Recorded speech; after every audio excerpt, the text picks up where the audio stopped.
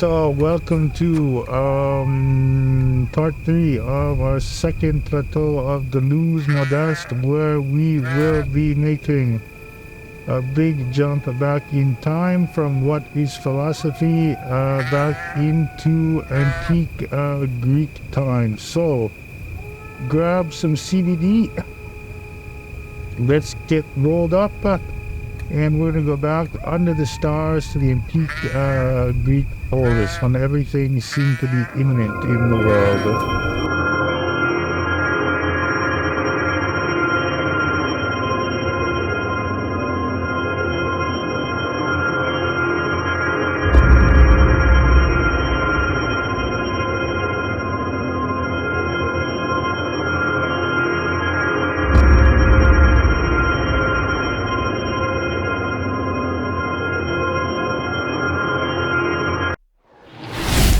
Okay, so thank you very much. We got an introduction to this plateau to part 3 from none other than the goat himself, who may be relevant because I believe we ended up the last part of plateau 2.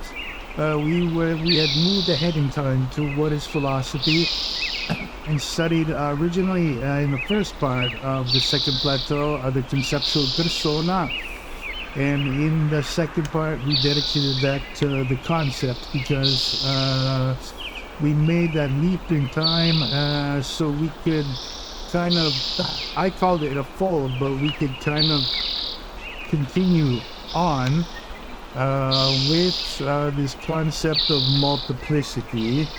And I did get into that a little bit in the introduction, I hope, to the last part 2, Plateau 2. And that is this necessity, and I'm just going to repeat it, that with Deleuze and Guattari, we always need to think in terms of multiplicity, but not being used to thinking in those terms. And it is a very difficult task. What we often do is we tend to divide, and on the left we do this, and on the right we do this. We will look into Aion on the left, Kronos on the right, the actual here, the virtual here, the singular here, the ordinary here. But that is just a kind of a diagrammatic tool, and we need to always keep in mind that these things are kind of like, which we'll look into in this part, is kind of a single surface, Riemannian surface in which, this multiplicity is occurring together. So we looked into concepts are essentially multiplicities. Singularities in part 2, are multiplicities, and they manifest themselves in both the virtual and actual planes, but they are coexisting. So when we divide things up into 2, it's more or less just kind of a method for us to try and think in terms of multiplicity. So perhaps future generations, or perhaps even right now, people much smarter than I can already do that. So that's one point I wanted to make. And I'm mentioning this because we're going to be taking a huge step back in time right now. And in this introduction, I want to make it very clear and very important that we are dealing right now with time and Deleuze's concept of time. And of course, that must be considered as a multiplicity as well, consisting of 2, let's call them planes of time, one of which is obviously Kronos, and the other of which is Aon. And Kronos, as I'm sure we all know, is this empty chronological, numerical time of extension in which the past and the future and the present, or at least the past and the future, substantially have no difference. It's just kind of what you call an empty form of time. And at coexisting with this in a multiplicity is the plane of Aon, which is eternal time, in which you have singularities and events which are shooting out in both directions simultaneously to the past and the future. So that's the first thing we are going to look at. We will go back in time on the plane of Kronos. We're going to dial back and put it Kronos on negative values, and we're going to go back to ancient Greece and just quickly look into the Greek conception of time, which originally was through Aion, Chronos, and also Kairos. And then we're going to look a little bit into Kairos, because Kairos will be read by Deleuze not so much as a concept of time, but as a kind of methodology or operation. Then from there, we will look into a little bit into the timeline of antique Greece, beginning obviously with the Presocratics up until Socrates, and then Plato and Aristotle, and then the post-Platonist philosophers who were defined as Stoics.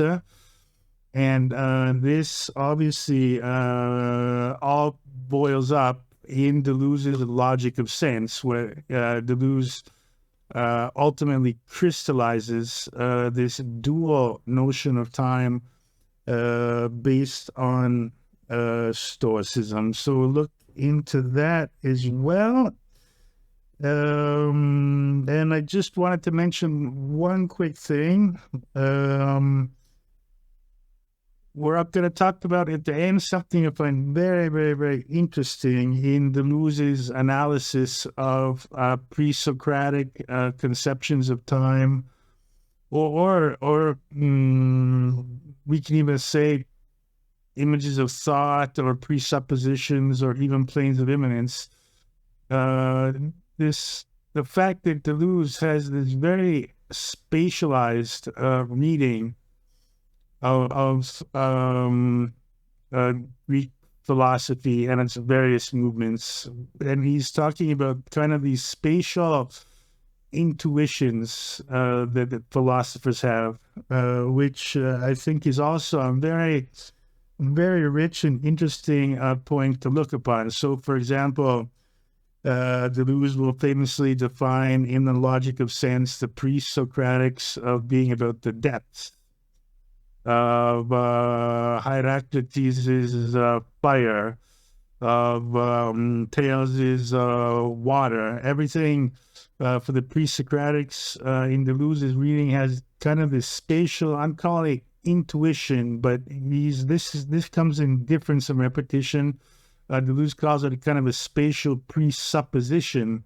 So for Deleuze, the pre-Socratics are all about depths. They are looking for the arche, the prime substance or prime mover in the universe, and they're searching into volcanoes, into water, into fire, into air. I think this is Anaximandros. If I'm incorrect, I will be corrected later on.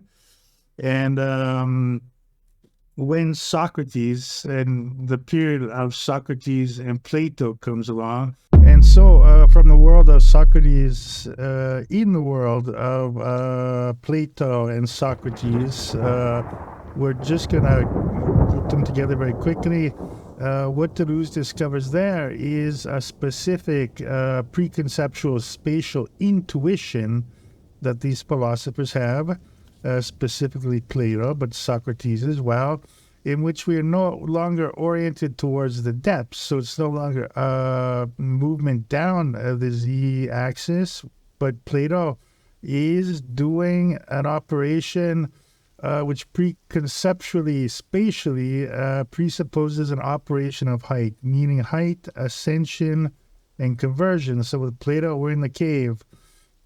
Everything is dark and light, and the sun is entering here, and then it's dark, and things are getting reflected, and it's just full of illusions. So we are going to shoot up along the z-axis for my users. That's the y-axis, and just shoot ourselves literally straight up into the cosmos, and we're going to find absolute truth there. So no longer, as with the Presocratics who are jumping down, looking for the arche, the prime substance, Plato is moving way, way, way, way up out of the cave, beyond the world, and obviously that is where he will found his concept of the idea and the inherent ideal perfection of the idea. So from there, from Plato, we move on to Aristotle very briefly. And the important point here, once again, which I want to stress, is this concept that Deleuze has of preconceptual spatial intuitions, let's call them, of philosophers. So in the case of Aristotle, his big question is the determination of truth, specifically the form of truth. And so for Deleuze, this will be a movement which is an inwards movement. So our axes of movement have reversed from going down and going up, and they are now pointed towards ourselves, our souls, our esprit, our being, and the movement is all interior. And the huge question is determining the truth. Obviously, in history, big echoes throughout history. Forget about today, but think about René Descartes. It was extremely, extremely Aristotelian from this point of view. And you have this issue of form and content. So what Aristotle says is truth is a form, and the content, of truth can change over time. However, the form of truth itself never changes. The true is the true, and the content of the true is susceptible to change over time, and that quite simply means that we are all susceptible to error. So a good example is in Greek times, everyone believed that it was the sun that rotated around the earth, no? So that was the content of the truth. That was true, but truth as a concept contained, that was part of the content of the concept of the truth. Obviously, as we know, for Deleuze, concepts are multiplicity, so obviously there are other elements in there, but truth as a concept has its form, meaning that truth is eternal. Part of its contents is empirically verifiable, no? So in Greek times, it made perfect sense, looking at the heavens, that the sun was rotating around the earth. So when we come along eventually, much, much later, to Galileo, who empirically proves that it's not the case that the sun revolves around the earth. It is the contrary. It's the earth that revolves around the sun. Okay, the content of the truth has changed, no? But the form of truth, meaning that which is truly eternal and is the truth, is never, never questioned and never changes. So truth is, in its concept, itself is susceptible to errors. So it made sense back in Greek times that the sun would revolve around the earth. Instead, Galileo empirically demonstrated that it was the contrary. Therefore, the content of the truth is consistently changing over time. However, the form of the concept of truth is not never being touched here. That's just something left for being eternal, and something, as Cartesi would later say, that everyone wants the truth and knows what the truth is, and there's something common between all men, women, proper gender pronoun, etc. And so at this point, after this analysis of the first pre-Socratic period, then Socrates and Plato, Aristotle, we have three kinds of movements. Then we come to the Stoics, in which Deleuze, obviously in the logic of sense, very famously creates, discovers. It's all up for question, but the Stoics have a different kind of spatial orientation, which is flatness or the plane.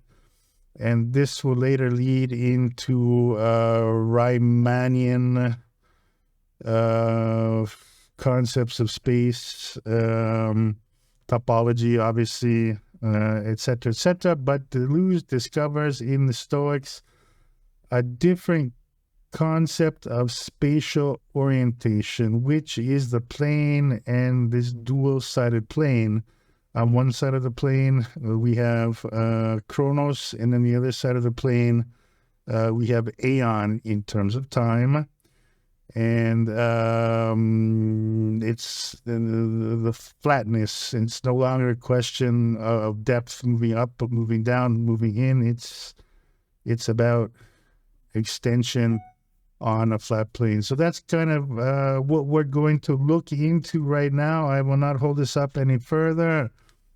And I hope we enjoy this third appointment. And I just also wanted to add really quickly that also this idea of this presupposition, this spatial sense that philosophers have, it is something that I find very, very interesting in Deleuze. Obviously, Deleuze was used a lot by architecture, but I think it's really, really important and very, very positive to go back to logic of sense and the antique Greeks, even, if it's kind of superficial, but just to kind of get this idea that philosophers, but ourselves, we all have kind of these, we have our image of thought, no? We have our conceptual persone, we have our concepts, or we are in a state of becoming with other concepts, and at the same time,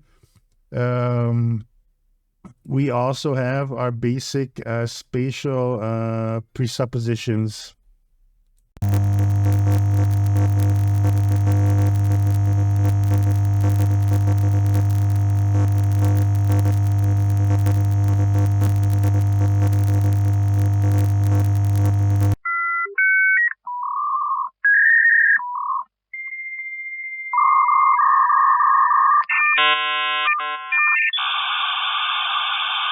Okay, greetings everyone. We are back. We are back into chapter 2, part 3.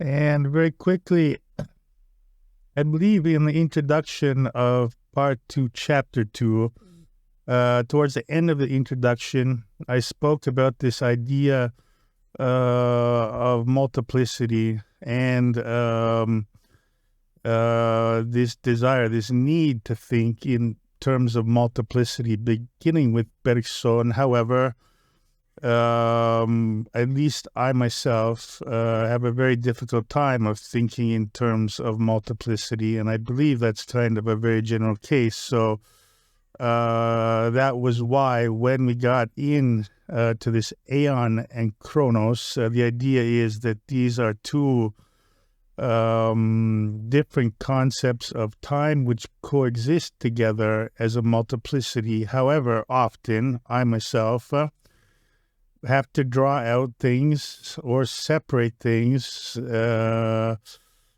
order to understand them. However, we always have to keep in mind that they are multiple. So this leads obviously to a lot of errors, because once you're tracing out, an actual and a virtual, there's a tendency to, just work on one and not on the other, or think in terms of one and not in the terms of other. However, they should always are a multiplicity. They are coexisting planes, as we all know. So I'm just going to do a dumb quick sketch again and just say the goal here is that Deleuze's work has been accomplished, and therefore he has his own plane, a plane of immanence, for example, amongst others, which is fully populated with concepts and singularities and his becomings and his conceptual personae. So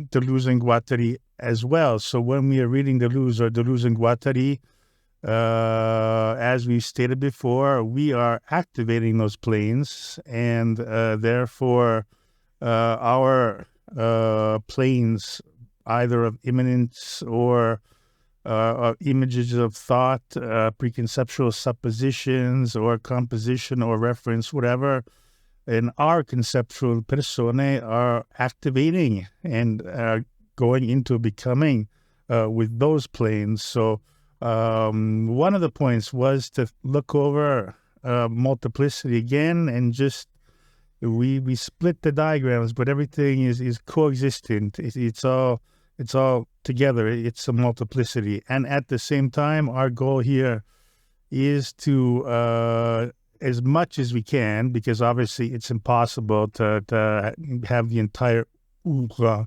of Deleuze and Guattari in our minds, but still to look over the history of philosophy with Deleuze, keeping in mind this coexistence of two multiple planes. So I'm just going to do our usual shitty two-dimensional diagram of a plane, and this was Kronos. And this is one plane at a time. And then for Deleuze, we will also have Aon.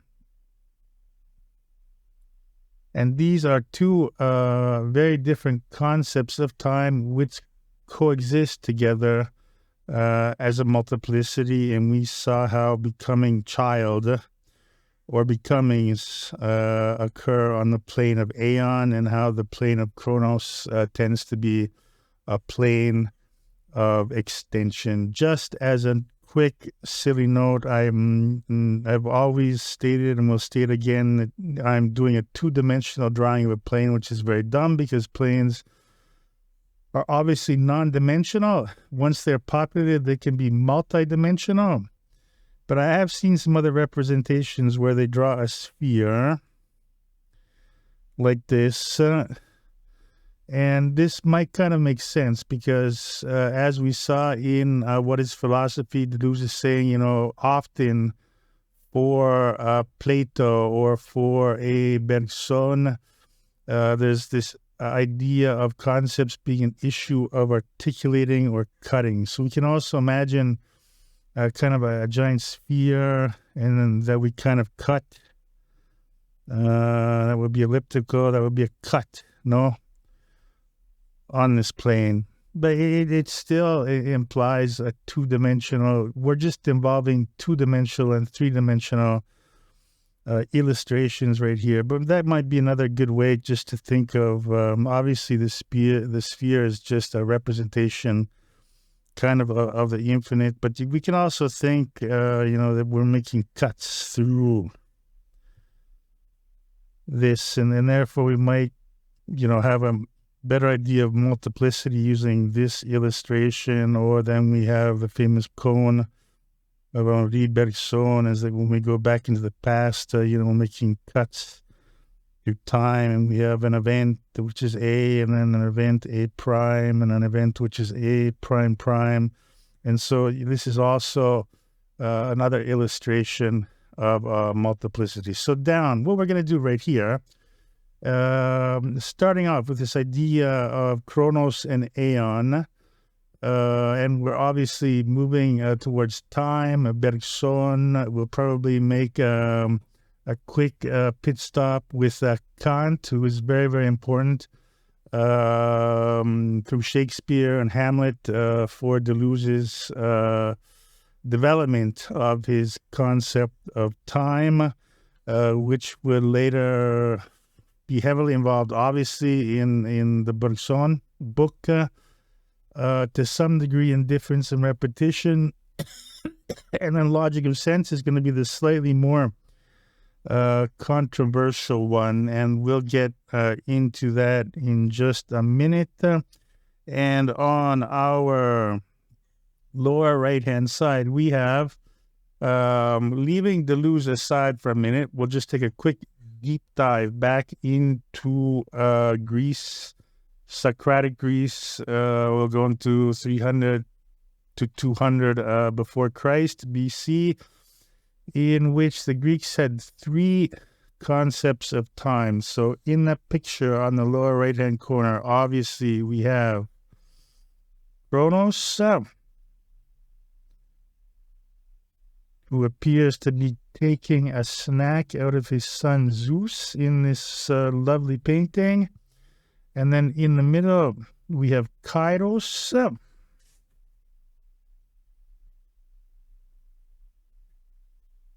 And then on the right, we have Aon.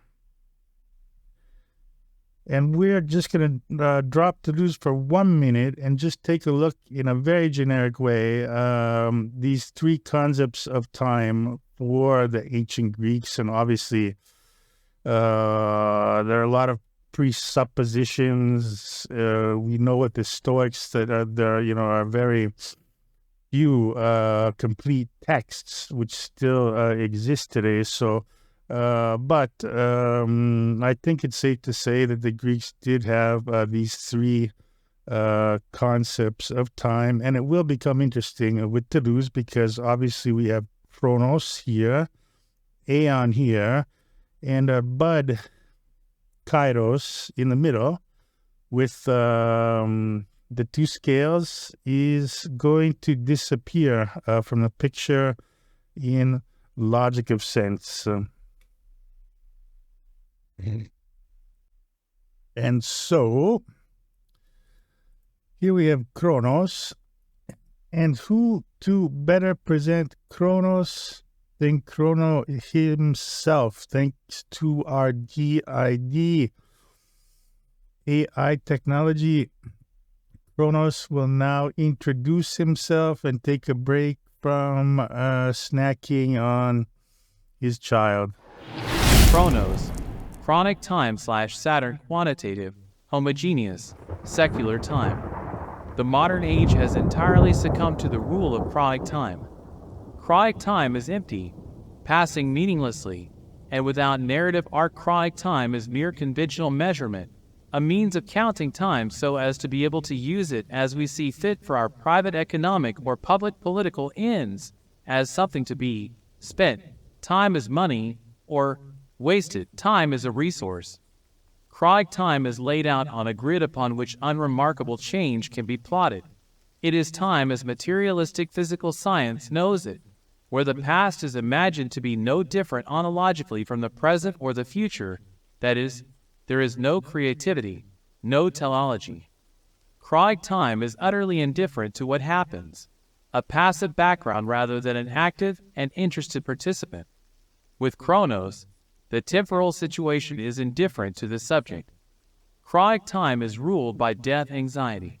Kronos is the time of ego. Okay, excellent. Thank you very much, Kronos. We appreciate that.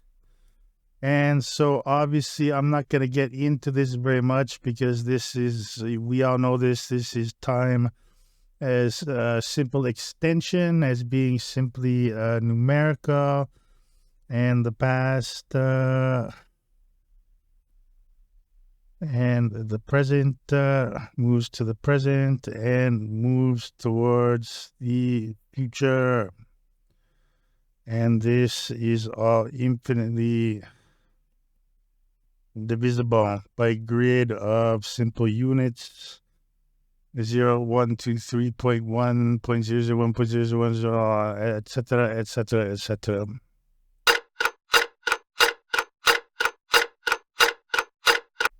And so now we are going to let Kairos introduce himself. And I apologize if he has any hair problems here, but let's go ahead anyway. Kairos, Chironic time / Uranus, qualitative, heterogeneous, seasonal, archetypally informed time. Chironic time is full of potential, such that it beckons us to participate in special moments more pregnant than others.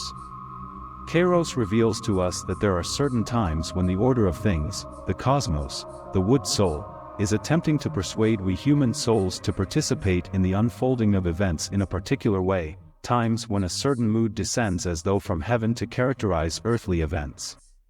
Kairos allows for a subject-situation correlation. Chironic time introduces novelty into the banality of linear, chronic time. It is time as creative advance, to use A.N. Whitehead's phrase. It is timeliness. We might even refer to the planetary archetypes as kairoi, as principles of timeliness, rulers of the different ways eternity puts on the dress of time. When we ask, "What time is it?" we receive an answer in chronic terms. When we ask, "What kind of time is it?" we receive an answer in chironic terms. If Kronos is the time of the ego, Kairos is the time of the soul. Excellent. Thank you very much, Kairos. Very well put in. A great job of reading that. And so, we'll take a look at this in a second, but I think the main point here is that pregnant is a good word. This is kind of a time, and maybe in Deleuzian words, you can say this is a time which is inhabited by singularities, or it's not only numerical, but it involves the soul, and it is like swimming. Potential is swimming all around in chironic time, and in certain occasions for certain events, chironic time will compel us to participate in events where the heavenly orders call upon man, woman, choose your pronoun, to characterize earthly events. So just very quickly, that is a brief description of chironic time.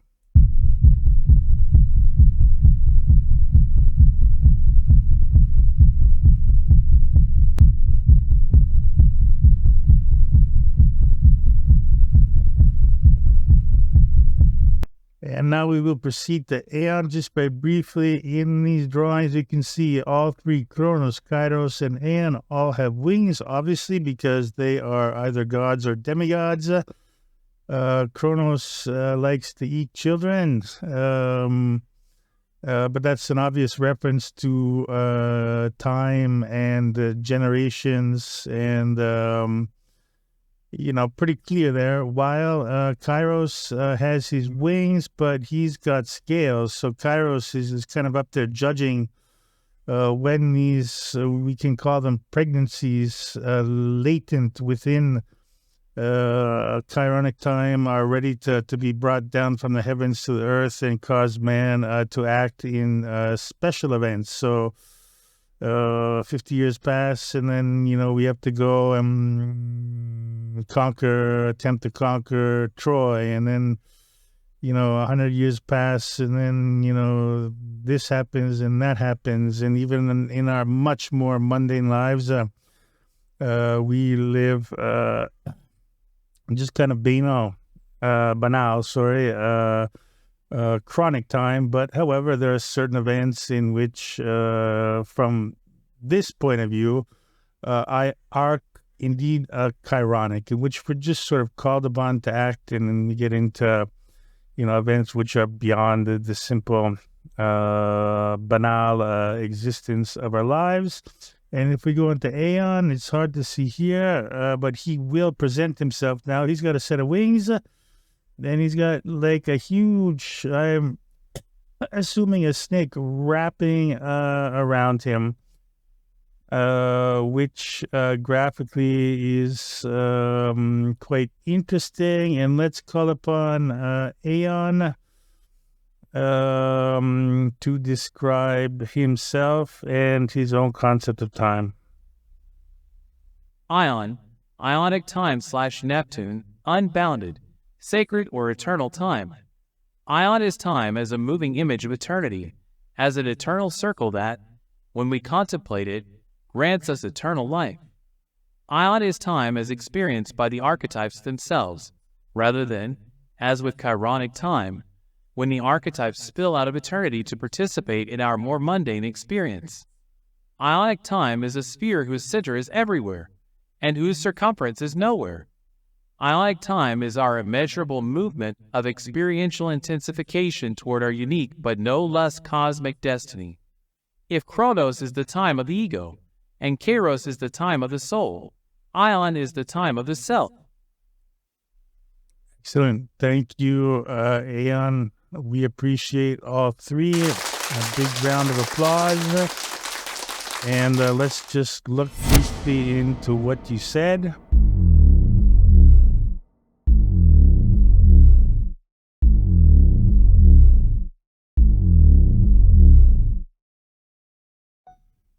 Okay, so having looked at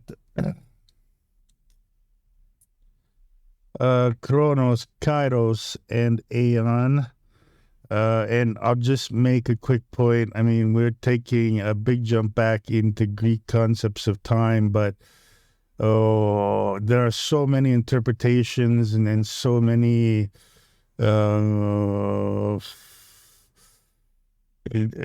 divergences between historical analysis, etc., etc. So I'm trying to do my best to give us kind of like a generalized version, which is the most relevant. But anyone can argue over this, over all these points, because this was more than 2,000 years ago, and obviously all of it is up to debate. But I do believe we're gonna trace out a line which is hopefully the most reasonable. But if anyone has any problems with this stuff, just let me know.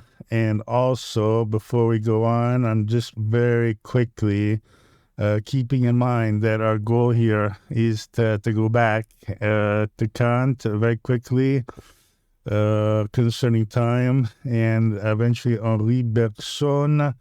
However, we have brought Kronos, Kairos, and Aon into the game. So I'm just, as I did before, I want to reactivate this idea that we are trying to think in terms of multiplicity here, and we will stick to the Deleuzean Chronos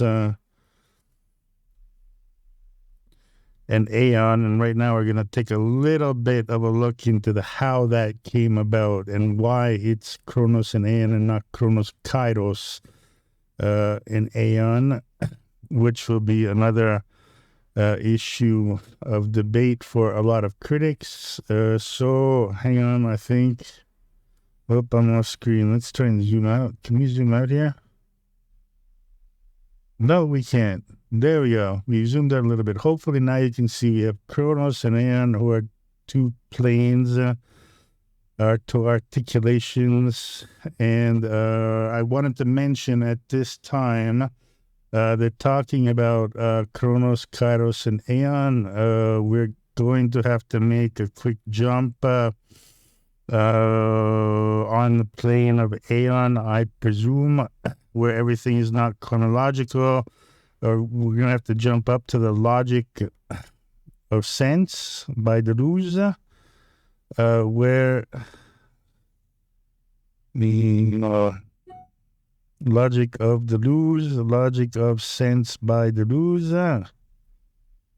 It's a little early. We're not as lucid as we'd like to be, and we're going to put the date on that. That was published in 1969, so that was published 3 years after Deleuze's book,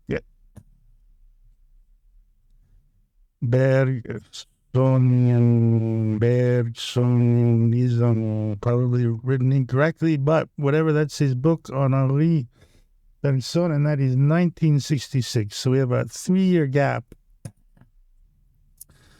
between Deleuze's confrontation with Bergson and into the logic of sense, where his concept of time will probably make one of its last major developments, and that will,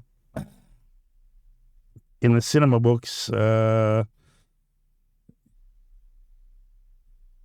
Deleuze will go back into this and strangely bring up Kairos once again. But so just to this point, I wanted to keep in mind that let's try and keep going a little bit in terms of Kronos, because we look at the dates and we can say 1969, logic of sense is here, Bergsonian comes afterwards. But at the same time, a lot of concepts are on the plane of Aon or non-chronological time. So I'm just going to distill what we said before in a very, very simple way. The Greeks had 3 distinct concepts of time: Aion, Chronos, and Kairos, personified as gods. Aion represented the everlasting eternity of the Greek cosmos, infinity, whereas Kronos symbolized clock time and Kairos, the right time. Together, they explained humanity's place in a temporal world as it moved forward through eternity. Therefore, from a certain point of view, we could say the Greeks had a multiple sense of time. And just going back one quick second, which I always found very interesting, and I think this is relevant about specifically Kairos, is this idea as time as being qualitative. So that is very Deleuzian. Heterogeneous, very Deleuzian, and I think pregnant with special moments, which one could almost read as singularities, and a time that is full of potential. As we saw before, Chiron is the time that calls upon us to act. So, given that we have these 3, we will call them concepts or planes of time, which potentially operate together. A couple of questions arise here, and these questions, let's take a quick detour and look at this very well-known and famous diagram from Deleuze's logic of sense. So Deleuze has 2 readings of time. He has Kronos, which we have looked at, which Deleuze will associate with corporeal causes. So this is extension, according to Bergson. This is the unity of bodies and space in time, past the future. Everything very clear. And then Deleuze has incorporeal effects, which we could call singular effects or singularities on a virtual plane. And this is the time of Aon. It eludes the present by flying in both past and future directions at once. So while we will look into this in greater depth, just playing a little bit historical detectives, we're going to ask ourselves 2 questions. The first question is, what the hell, sorry, I'm adding that on, happened to Kairos? No, we had 3 concepts of time, according to many. Others will say Kairos is really Aeon, and you only had 2 planes of time, and others will say that Kairos is really just part, and we'll look into that. of Kronos. And as I probably forgot to mention, obviously, for those of us who follow Deleuze, we know that these two readings of time come from Deleuze's reading of the Stoics. And the Stoics are kind of they come a little bit after the fall of Greece. They're still there during, the late period of Greece. The Stoics were taken on in Roman society, and Stoic philosophers inhabited parts of Sicily and southern Italy. And Deleuze explicitly states in Logic of Sense that this dual or this multiplicity involves two planes, we will call them, of Aion and Chronos. So I just wanted to understand really quickly, because Kairos to me seemed a very interesting idea of a heterogeneous time impregnated with possibilities.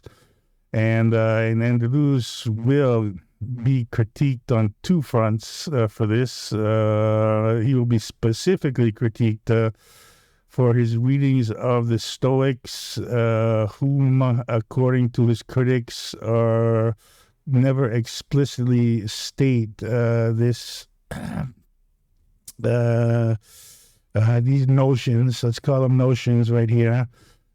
And also because the texts are so fragmented, it's very, very difficult to, do an exegesis, which leads us to these logical conclusions. But I would just add two quick points. I mean, first point is, obviously, Deleuze has no reason whatsoever, as with other philosophers, to strictly follow the philosophy of time according to the Greeks, as deep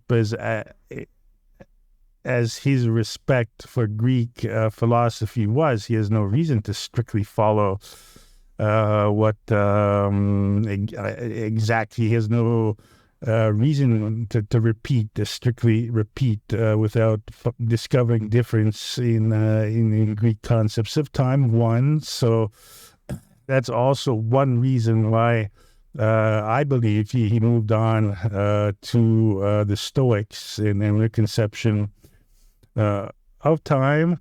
And also at the same time, in Deleuze's reading, Kairos does not at all disappear, and Kairos is just understood, as with many other philosophers and critics and historians of philosophy, as being an important element of time, and also being a concept of time, however, being conceptually different from Aion and Chronos. And we're going to look into that right now, because it's not just like Deleuze hacks out as many have critiqued him of doing. It's not like he just cut off Kairos because he believed, there's the virtual and actual, and therefore we can't have three planes, so we're just going to hack them down to two and, fuck Kairos or whatever. Deleuze has a very specific reading of Kairos, as do other philosophers. We'll look very quickly at something by Giorgio Agamben on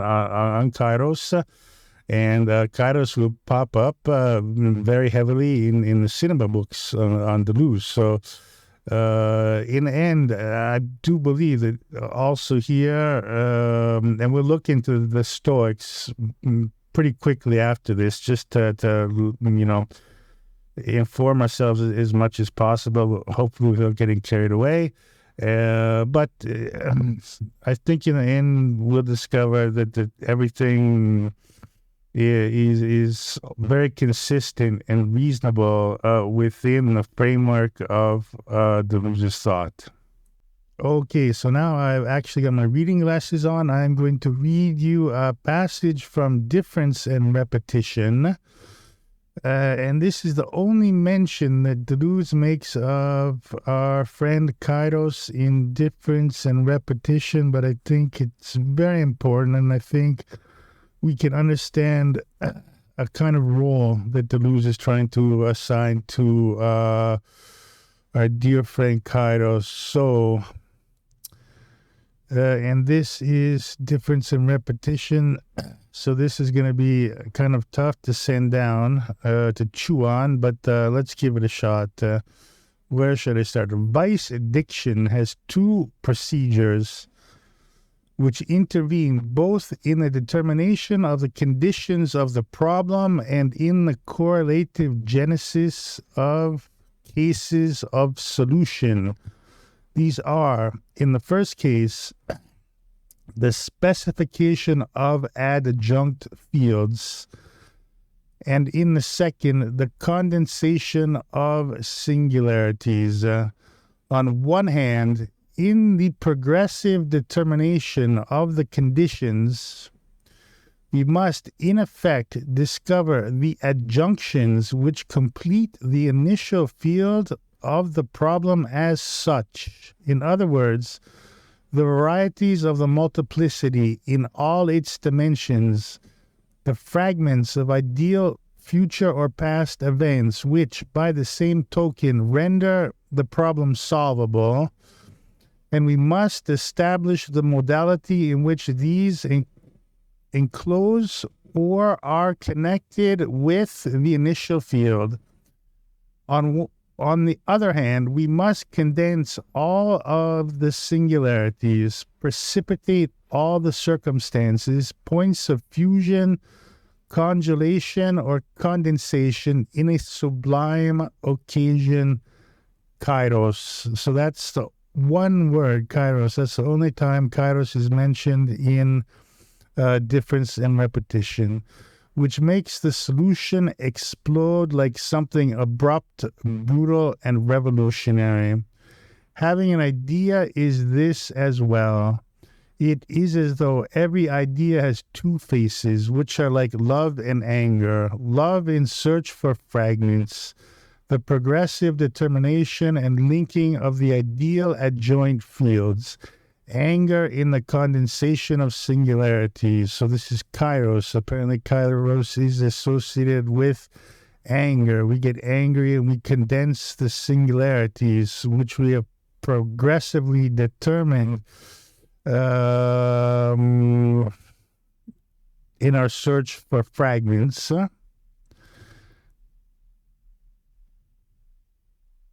And in the condensation of singularities, which, by dint of ideal events, defines the concentration of a revolutionary situation and causes the idea to explode into the actual. Very, very, very important here. Can I highlight that? This is page 190 of Difference and Repetition. Hopefully you can see the highlight. It is in this sense that Lenin has ideas. There is an objectivity on the part of adjunction and the condensation, and an objectivity of conditions, which implies that ideas, no more than problems, do not exist only in our heads, but occur here and there in the production of an actual historical world. So I'll stop there and just try and draw up a dumb diagram really quick. So here, let's just say we're only going to draw one plane, which is our plane of Kronos, which could be a cut through, whichever kind of geometrical form pleases us the most. If this, probably be like this, whatever. Let's just say this is Kronos, and it's the actual. So what Deleuze is saying, we still need that second plane, but just bear with me here. I'm just going to go above and say, when you have an idea, it is not something in your head. Therefore, as we should know by now, this is something transcendental, not transcendent, an idea. And, we have singularities, and these singularities are imbued within time. And just really, really, really condensing here. Kairos, who is this act of anger, is going to condense these singularities, okay, and then he is going to, what would be the correct word? Concentrate them, and they will be pulled down onto the plane of Kronos as a multiplicity of singularities, which will become an event, because even with the Stoics event, I've skipped this word so far, but it's very important, and that is an event. So Lenin, dear Vladimir, had a bunch of ideas, but he condensed those ideas from a transcendental plane through an act of anger following an act of love, where he carved out zones and found these singularities on different zones, and that was an act of love. But at a certain point, instead of staying at home and just having ideas, Kairos, and this is why Deleuze is using the name Kairos, going back to the Greeks, is someone who forces us to act, So at this point, Lenin is gathering the singularities, and he is causing an event on the plane of Kronos, which we can loosely call the plane of the actual. And thus we have the Russian Revolution. Obviously, that's a very idealist explanation of the Russian Revolution. It's not only that, but we're just talking in an abstract way about Lenin and ideas. So I think this passage, and right now we're going to take a quick look at Gambin writing on this, kind of explains that Deleuze is saying, like, what I said before was, wow, Kairos as a concept of time is really interesting, no? Because it's like time, but it's full of singularities, and it's qualitative and heterogeneous. So it's kind of this time which is, I don't know, lumpy, like waves or whatever. It's not just the empty time of Kronos, nor that time of Aon, where events are shooting out simultaneously into the past and future. But this time of Kronos, Kairos, I found very concrete and interesting. But Deleuze is reading Kairos essentially as the creative act, the act of passage from the virtual to the actual, the gathering of singularities which populate the plane of Aon in Deleuzian terms, and are brought, pulled down over this membrane, which coexists with Kronos, and they're brought down to be realized, and thus we have certain important historical events, which are almost occurrences of anger. When someone says, I've got an idea, and my idea is composed of a multiplicity of singular, and I'm going to realize I'm going to do it. We're going to do the Russian Revolution. Let's do this thing. Let's go. And you have balls to do that, especially given the results of the Russian Revolution. But it's not Lenin's fault. It's much more complex. Trotsky, we had Trotsky too, poor guy. Whatever, that's not what we're looking into. So it's almost like, and I'll just do another quick dumb slide. It's almost like Kairos is reading, Deleuze is reading Kairos from the get-go, according to his philosophical framework, and he's saying, look, Kronos, okay, Kronos, I got it, yep. And then he's saying, Aon, yep, I'm all in. And he's saying Kairos is more of a procedure, and this is kind of important because this is kind of in difference and repetition, he's saying Kairos is, let's say it's a method or it's a procedure, just because I'm dumb, and then procedure, I can't come up with a better word. It's something acted out through agency, through someone, or multiple people. But when Deleuze later gets into the cinema books,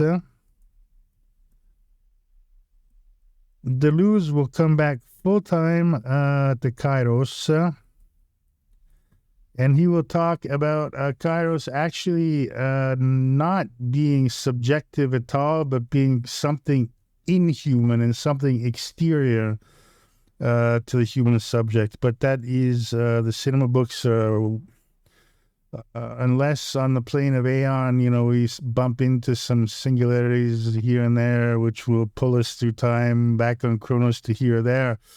The cinema books are not something we're going to deal with right now, but let's just keep in mind on the plane of Aon, Kairos is initially read by Deleuze as a procedure of extracting singularities on the plane of Aon and pulling them in to the actual, to Kronos, into the actual lived chronological world. So Agamben, our friend Giorgio, always tends to give me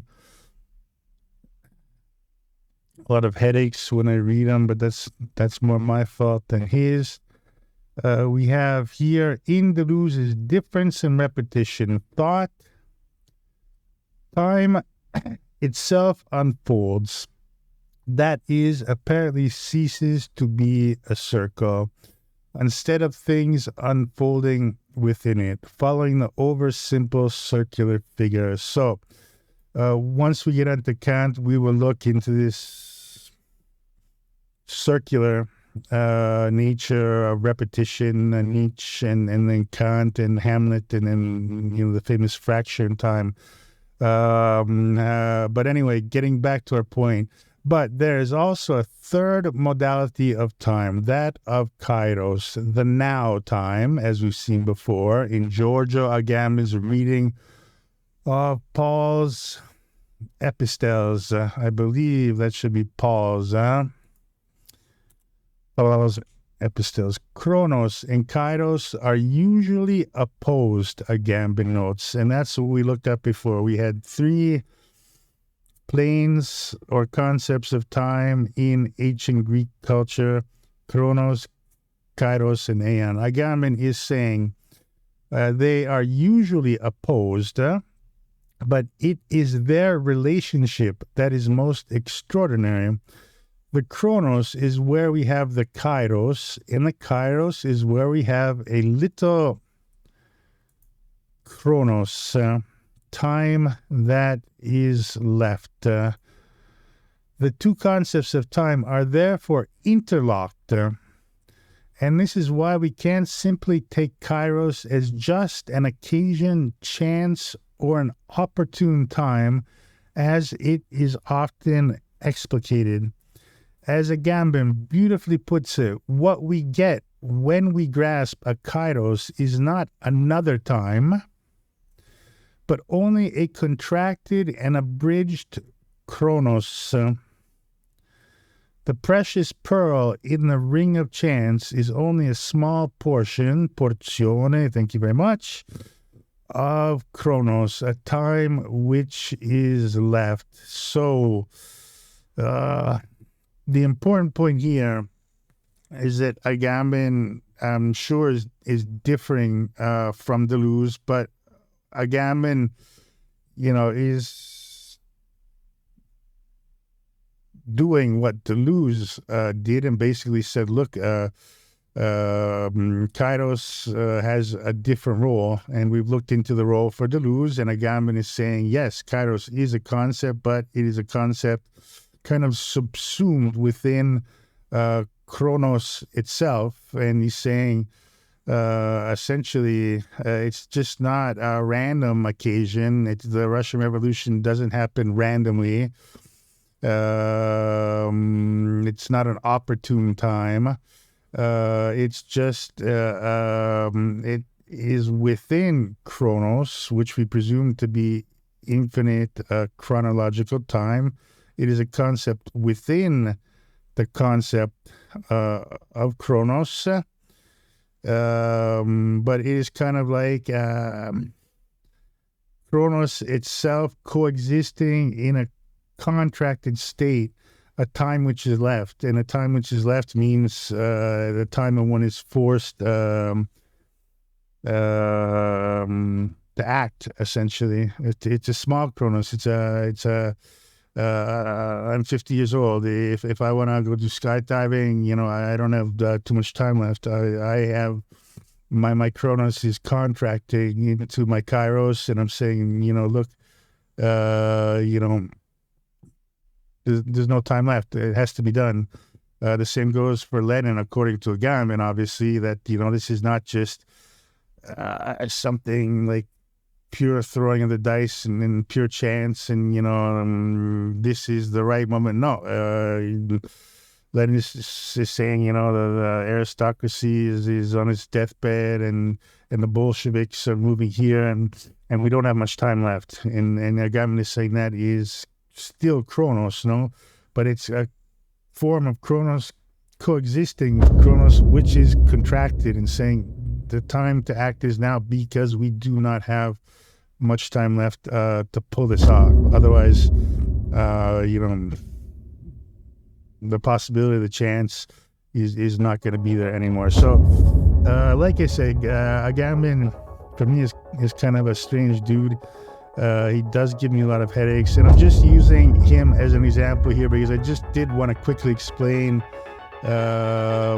because now we're going to take a quick jump into the Stoics, and Deleuze is going to get a lot of flack for his interpretation of the Stoics, but I think, like everything else, at the beginning it looks like a complicated mess, but if you just sit there and spend a little time and do a little bit of digging and a little bit of investigative journalism, you'll find that you will discover that it's Deleuze is very, very consistent, and he's not just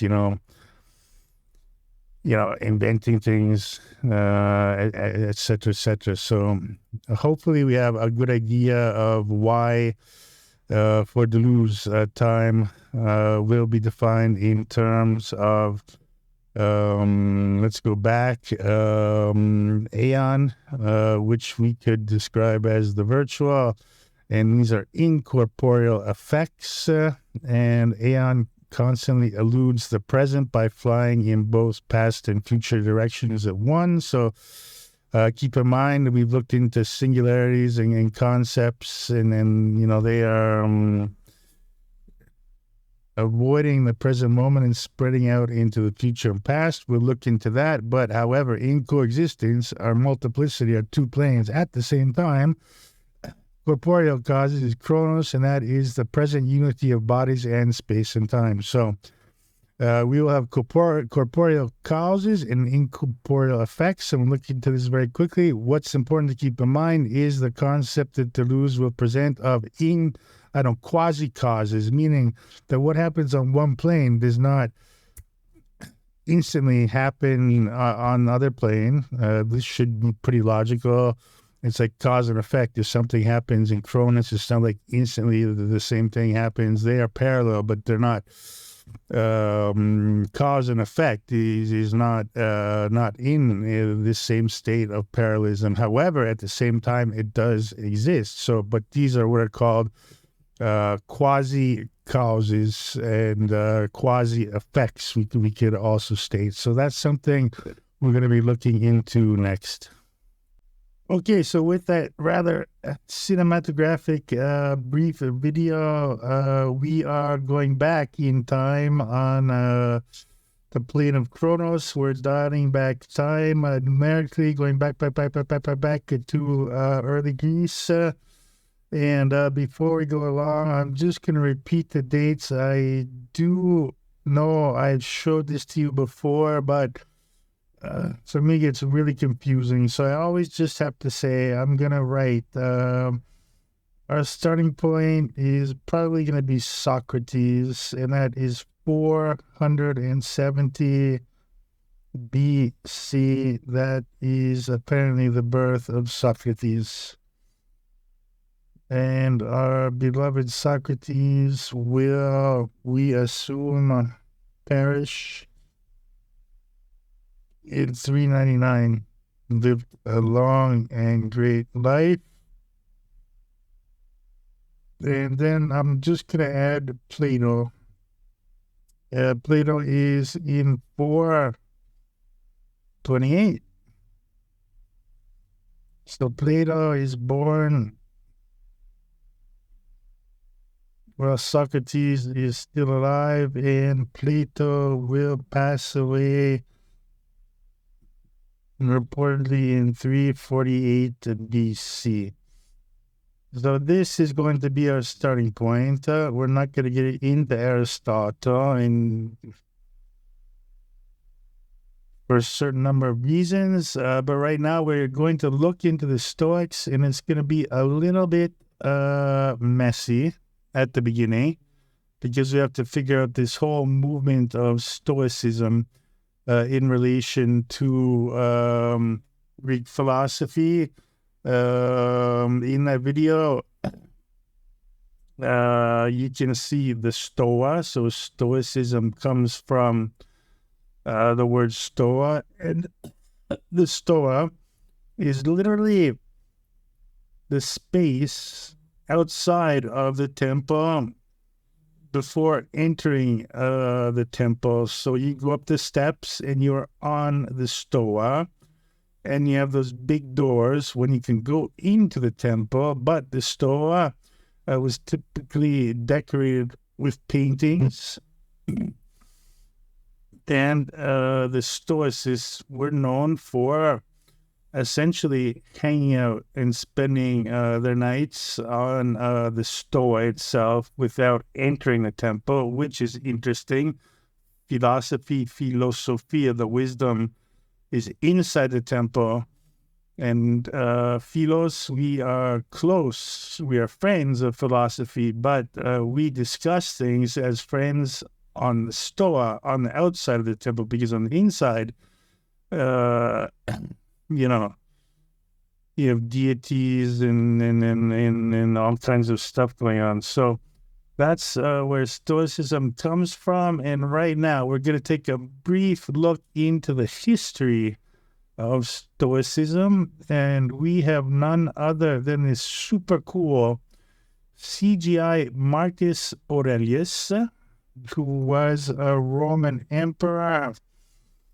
If I can go into my timeline, we are Plato 348 BC. I have no space as usual. We are going to go to 0. That is the birth of Christ, so BC AD. And Marcus Aurelius is probably the most famous Stoic philosopher, but also a Roman emperor. So Stoicism was something developed in Greece, as we will see, but went in the early centuries of the Roman Empire. This Greek influence, but mainly through Stoicism, goes very strong into the first few centuries of the Roman Empire. And Marcus Aurelius was born, I think, the poor dude had a very short life. If I am correct, he was born in 161 AD after Christ and died at the age of, for me that's 19 and 180 AD. Roman emperor and also Stoic philosopher. So let us see what Marcus Aurelius has to tell us about the origins of Stoicism. The Stoic school was founded around 300 BCE by Zeno of Sicily, a voracious reader and Socratic dialogues, who also studied under the Cynic faith and was influenced by the teachings of Plato's Academy and the Megarian school. The Stoa competed with the school founded only a little before in Athens by Epicurus, and Stoic and Epicurean views are often compared and contrasted. Zeno was succeeded in the leadership of the Stoa first by Cleinias of Assos and then by Chrysippus of Soli, who headed the school from around 230 until 206 BCE and was by all accounts its foremost theorist and systematizer. Following Chrysippus, the position of scholar passed to his former students, the last of which being Diogenes of Babylon in the middle of the 2nd century BCE. Excellent. Thank you very much, Marcus Aurelius. You look like Russell Crowe, the gladiator. You're in great shape. So, what essentially has Marcus Aurelius taught us here?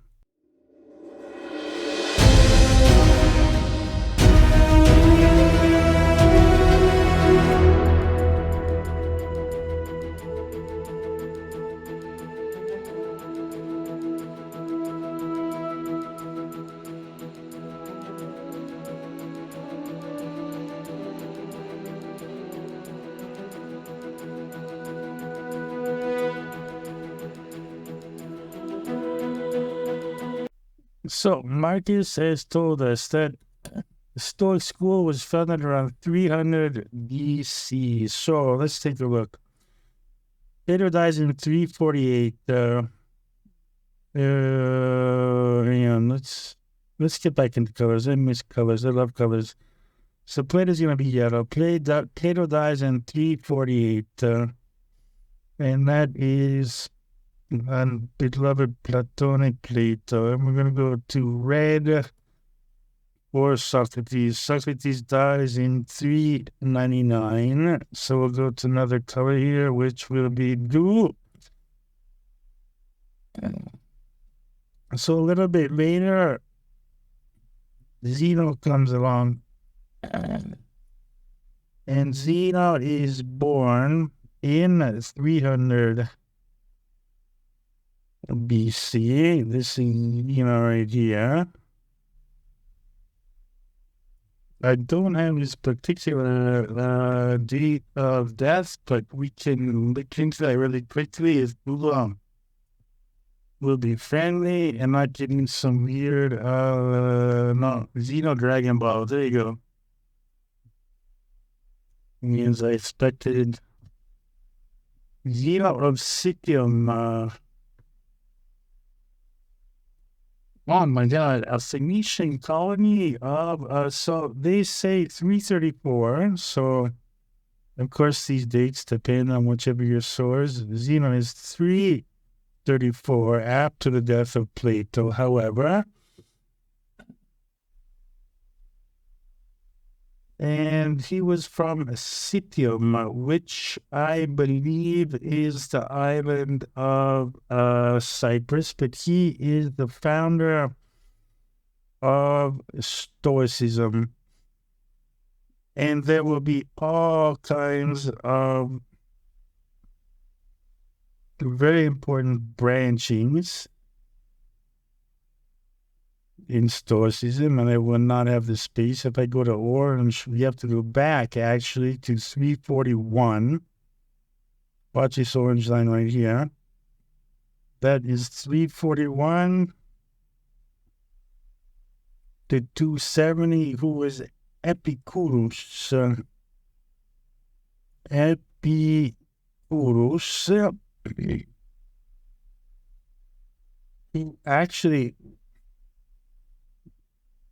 there was apparently a huge rivalry between Zeno as a Stoic and Epicurus, and they were kind of rivals and friends at the same time. But you do have this whole issue of Stoicism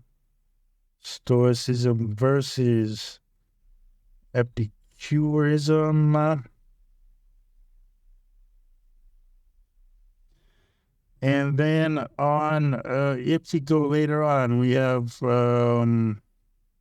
we won't get into that right now, but if we go up to Marcus Aurelius, I'll change back to blue and try and be consistent. A Roman emperor who picks up on the thought of Zeno.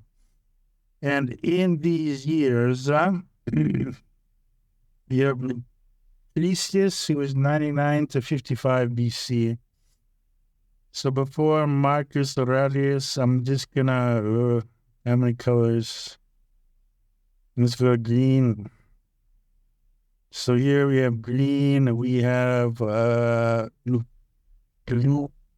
that Lucretius, who will become very important for Deleuze with atoms and Klineman, etc., etc.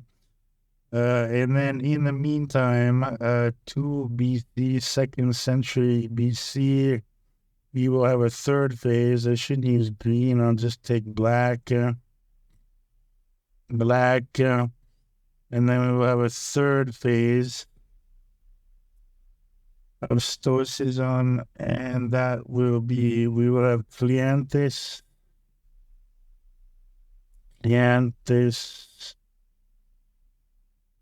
of Assos, we'll have Chrysippus,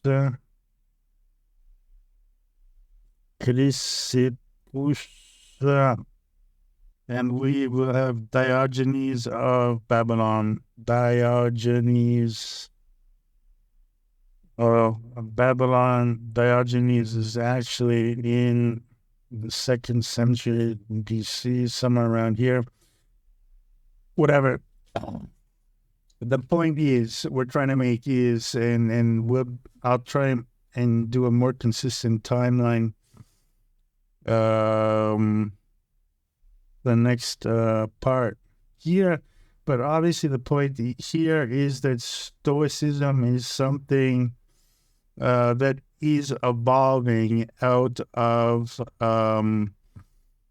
let's say, classic Greek philosophy understood as Socrates and Plato and Aristotle. So Zeno, who is officially, in 300 years before Christ, he's officially the founder of Stoicism, which kind of makes this clear break and becomes its own organism, let's call it an organism, was heavily influenced by both Socrates and Plato. And that makes sense, because if I go back to my color blue, Zeno is 334 BC. Plato died. Oh my God! Did I miss Plato's death? Okay, that's not cool. Let's check that out. Plato. Yeah, Plato. The video games. Plato birth. Okay, life of Plato. Life of Plato. 348. So, I'm sorry. I actually, if I go to Plato, I have to go to yellow. And Plato actually died in 348 and was born in arguably 427. So does that make sense? Yeah. Plato lived like Socrates a good long life, not like Marcus Aurelius. So the point here is that Zeno is born in the wake of Socrates and Plato. And Zeno, we know Zeno's paradox, and we'll get into that, is the so-called presumed founder of Stoicism. And then we have all the events of history with the Roman Empire and the Romans conquering Greece, etc., etc. However, Stoicism persists in Roman literature, philosophy, religion, etc., etc., into the beginning of the first few centuries after AD, after the birth of Christ. So we have Zeno, presumably the first Stoic philosopher. We have Marcus Aurelius here, which I didn't even write. I will try and fix this up later. Marcus is here. Marcus is actually 334. Marcus is a few centuries later. But he will pick up from Zeno and become a Stoic. And in the meantime, we will have Lucretius. And I think right now, this will lead on. We had Diogenes in the meantime. And then after 180 AD, we will have Cleanthes, Arassos, and Chrysippus. But beyond all the details of the actual, super precise historical details, which I will try and work out, the point is here is essentially this. It's like, okay, we're starting with Socrates in philosophy. We're starting with Socrates. Aristotle, we're leaving. Deleuze is not a big fan of Aristotle, but we're just putting Aristotle on the sidelines. Let's take a look. Out of curiosity, let's try and be really articulate here. Aristotle is 384.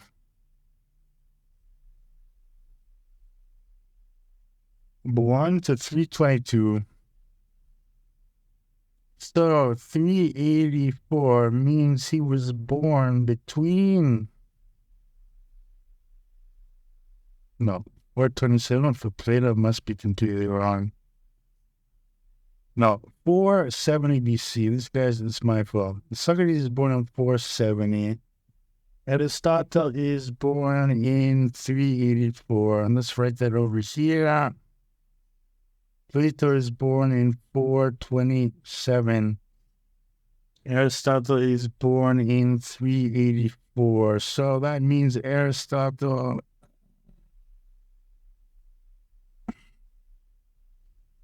is post-Socrates. He's born after death of Socrates. 384. Meaning that Plato was still alive when Aristotle was around. So anyway, I will work this out. This is a big mess, but the important point here is Socrates, Plato, Aristotle, classical Greek thought. Great. Zeno comes around in 334 BC. Well, Aristotle was still alive, but he founds a new movement based on the works specifically of Socrates and Plato, and not Aristotle. And that also explains the interest for Deleuze in Stoicism. And Zeno founds the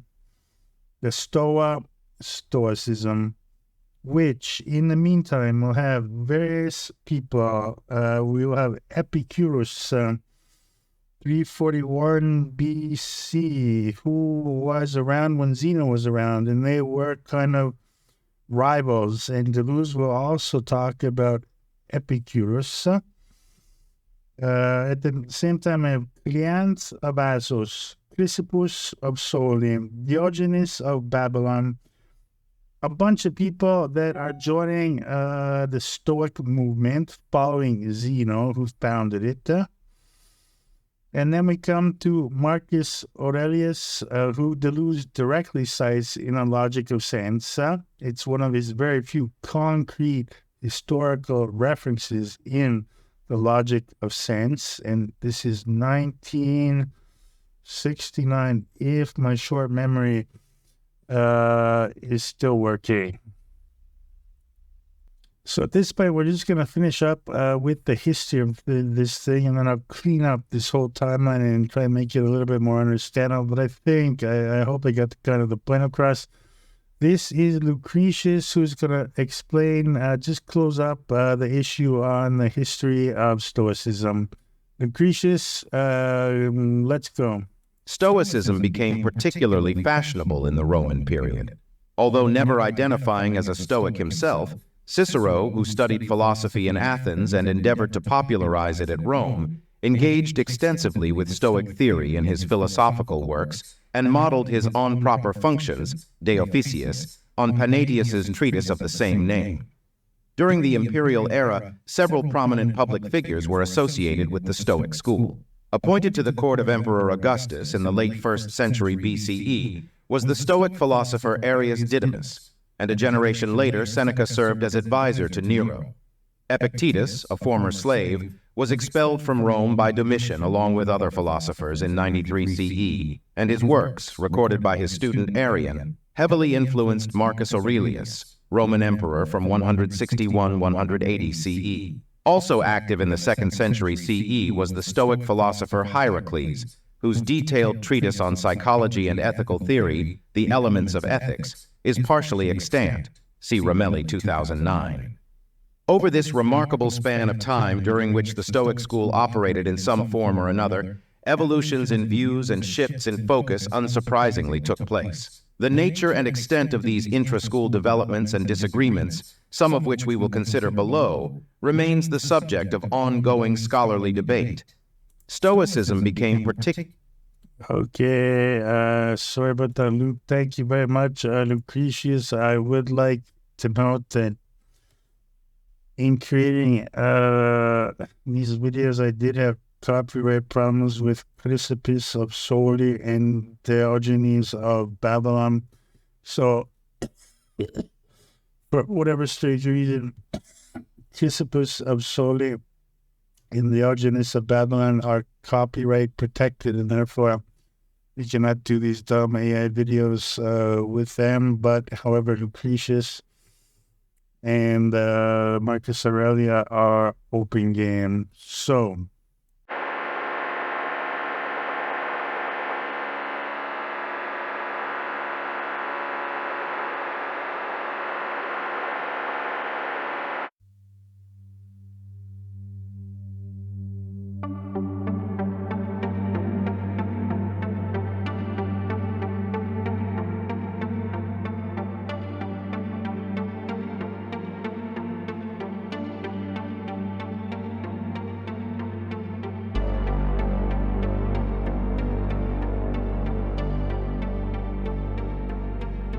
So, moving on from here, I promise I will fix that timeline up and give you a much more professional one. However, you know, the whole history of the Stoics could easily be someone's lifetime work. So we want to take a quick look over that as it relates to Deleuze, but obviously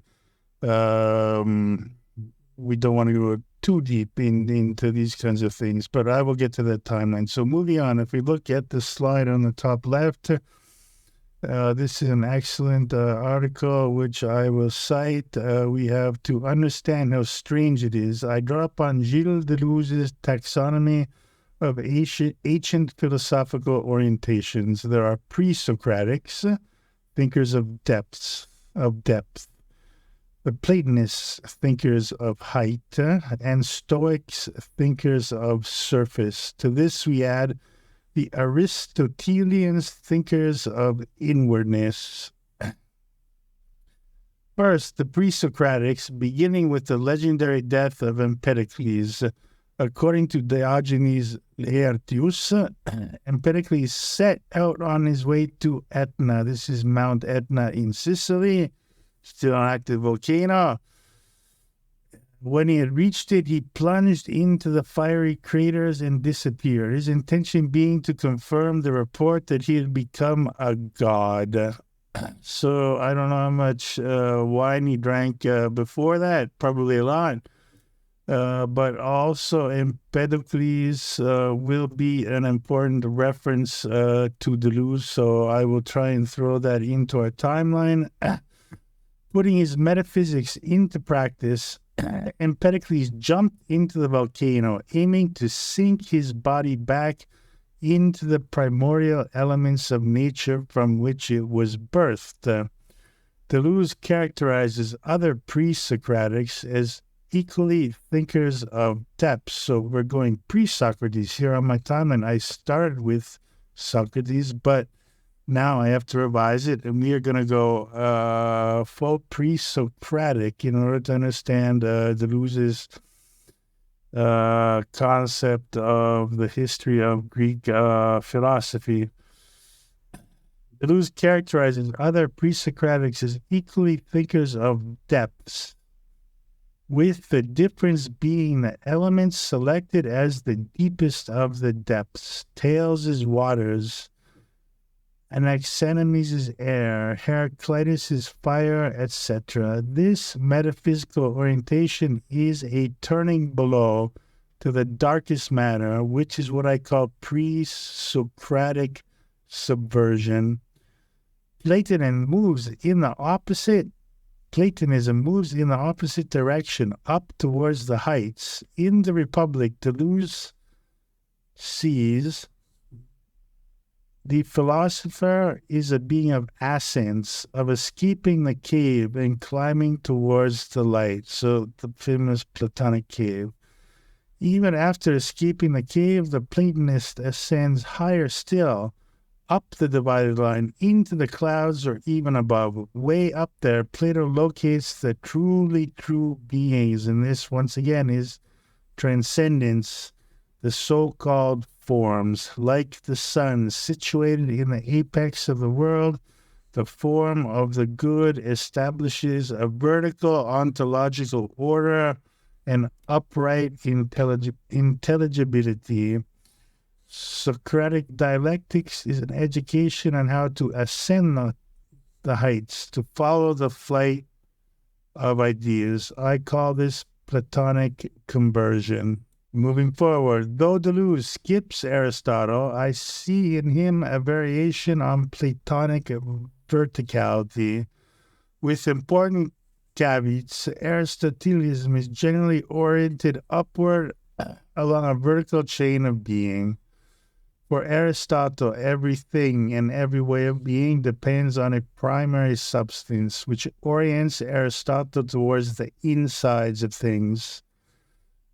Aristotle thus takes down what was for Plato above, placing it within the worldly particulars, and brings up the depths of the pre-Socratics. The result: interiority or height within. Scholars call it hylomorphism. I call it Aristotelian inwardness. The Stoics, however, are thinkers of surface. The Stoics do not simply return to the depths of primordial matter, as the pre-Socratics would have, nor do they erect a hierarchy regarding up into the heights, as Plato did, either above or within. So within would be theoretically Aristotle. Instead, they develop a new kind of ontological orientation, flatness. The Stoics are so strange. Though Deleuze sometimes suggests that it was Plato himself who provoked the overturning of Platonism, he also says that the Stoics are the first to reverse Platonism. Difference and Repetition, page 68. Logic of Sense 7. We will look into that. But even this is not quite right, for the Stoics do not reverse Platonism, they pervert it along with all of their other philosophical predecessors. Stoicism initiates a philosophical perversion. Okay, so at this point, I will update this timeline and make it much, much more precise, and I will add on the pre-Socratic elements, and we'll add Aristotle into the picture. But I do believe that kind of on the high seas, this mess we've been trying to deal with in the last few minutes, that we do get the sense that from Socrates Presocratic to Socrates. Aristotle we didn't really cover, but to Plato, there is this post-Greek world, which is manifested initially through Stoicism, and this also has to do with all of the events occurring on a plane of Kronos, meaning the fall of the Greek Polis, the rise of the Roman Empire, the Romans conquering, Greece and then most of the Mediterranean and Europe, etc., etc. So, this is concepts and thoughts and planes of immanence which are evolving and changing according to a whole series of singularities and becomings which are manifested from the plane of Aon to the plane of Kronos as concrete events. As 2,000 years later, we have our example of Lenin. So the basic idea, I think, is still solid, meaning that we'll sort it out right now, make everything a little bit clearer. But the idea is that this antique Greek world, which has inherently all this kind of richness within it, is forced and must become, evolve, and change. And Stoicism is the initial phase of this evolution into the AD world of the post Christ world. And Christianity will eventually come into play, and then we'll probably get into Neoplatonism, etc., etc. So I would just say I apologize if I wasn't completely prepared for this, but the history of philosophy is it's fun to get into it. I repeat, I cannot, and no one can really actually tell us what the truth is and all this stuff. But going back and looking at this stuff is always very, very interesting. And so let's move forward from here.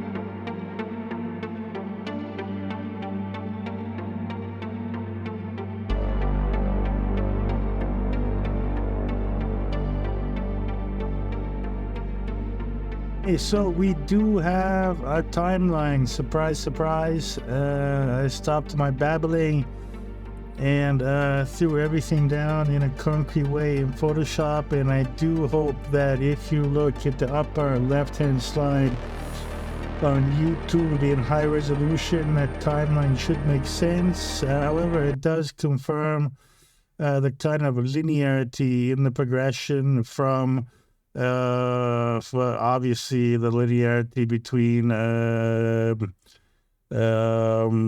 philosophy before Socrates, afterwards towards Plato, and then the growth of the Stoic movement, which in the wake of Aristotle and in, let's say, the strong division between Epicurus and Zeno of Cittium. And I'm literally going to name Zeno as Zenos of Cittium because there are a lot of Zenoses here, and Zeno of Cittium is the official founder of Stoicism. So with this timeline, hopefully things will be much more clear, because when we get into Deleuze and Stoicism, we're going to have to take a quick look into his readings on the Presocratics, specifically Plato, and then Stoicism. So I've ordered everything out here, so we should see. I'm just going to do this in yellow. I loathe PowerPoint, but let's see if this works. Can we highlight in yellow without canceling things out? Yes. So we have Theos. He is the first pre-Socratic, technically, and that is 626. I'm just naming the birth dates before Christ. Then we have Anaximenes of Miletus, 526 before Christ. Heraclitus, 500 years before Christ. Empedocles, 490 years before Christ. Socrates comes along, and we're going to put a red line here if PowerPoint permits us. Boink. So from here to here, we have the pre-Socratic era in Greek philosophy. We're going to change our marker color now to blue. So we have Socrates, we have Diogenes Laertius, who could be considered a Stoic, so he might be grouped back here. And then I'm going to draw another red line in which we get onto Plato, and we get into the Platonic era. So that's our second era. And then obviously we go on to Aristotle, who we should not exclude. But we have Plato and Aristotle, who are not really contemporaries, but are very close to each other. Also, in this, obviously, this is just a very simple linear diagram. So you have to look at the dates, and obviously time is going to be much more compressed over here and be much more distended or relaxed when we go back here. But however, what's important to know is that after Plato and Aristotle, we get into Epicurus, and we're going to give him a green highlight because he has his own ideas, and at the same time, we're going to do a violet highlight for Zeno of Cittium. And as we know, we'll just use black. Zeno and Epicurus are going to have a very strong opposition on things. However, Zeno of Cittium in 334 BC is recognized as the founder of Stoicism, and then Stoicism proceeds. Let's take a magenta highlighter with Cleanthes of Athos, 333 BC, to Chrysippus of Soli, 229 BC, Diogenes of Babylon, 230 BC, Titus Lucretius Cottus, 99 to 55 BC, and then obviously we arrive at the birth and death of Christ, which marks our denominator of time.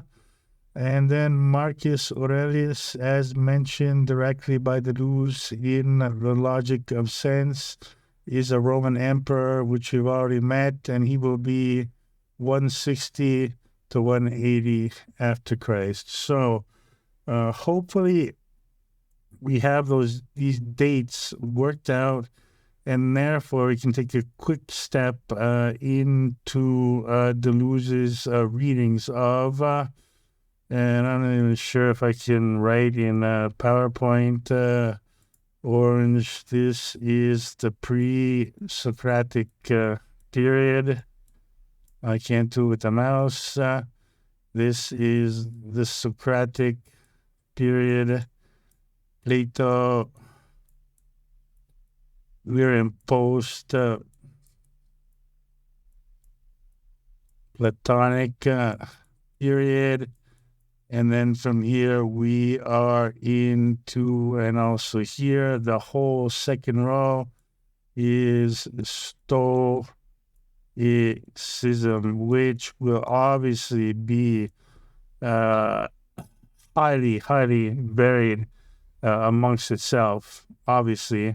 But we do know that dear Zeno is... very close to the teachings of both Socrates and Plato.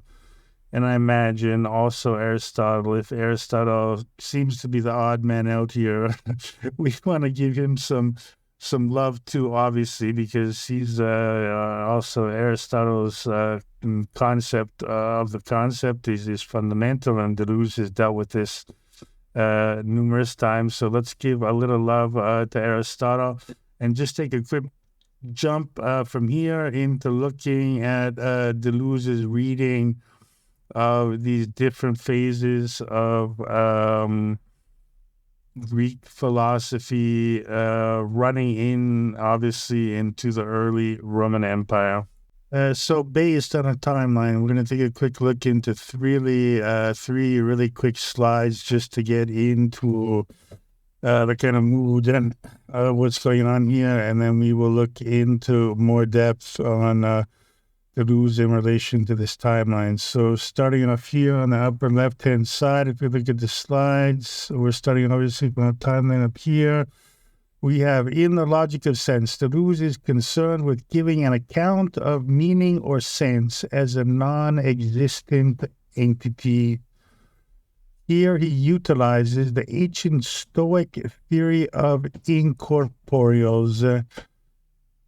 Stoicism scholar John Sellers describes that to the Stoics, linguistic meaning is classified as one of the four incorporeal entities outside of the category of being, but within the broader category of something. So, linguistic meaning for the Stoics is something which does not have to do directly with being.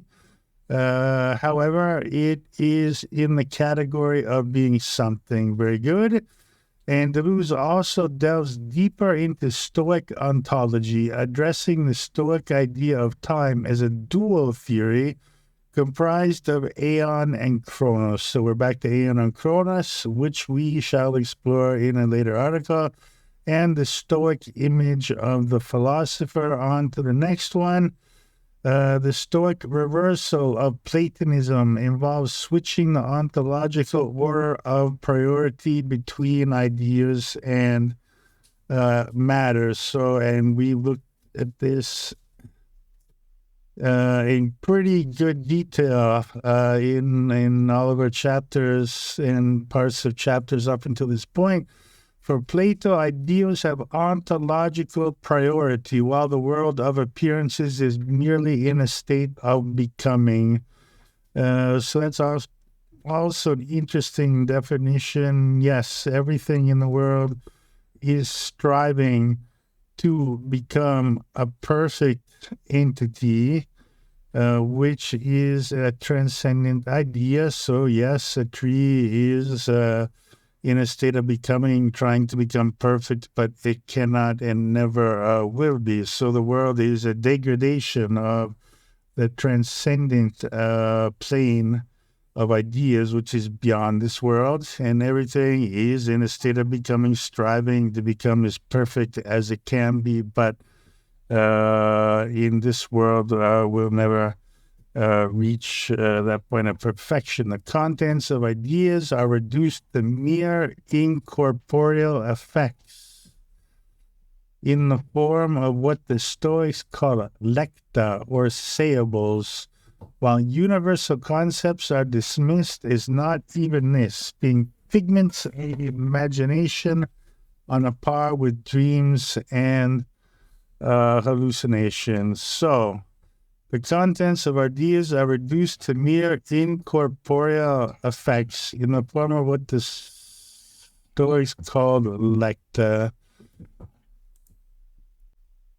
Okay, so without getting too lost right now, we are on really high seas here, so it's very easy to get lost. I'm not going to go too much into this idea of lecta. So, what we do know so far is that Deleuze is interested in the Stoic ontology, addressing the Stoic idea of time as a dual theory comprised of Aion and Chronos.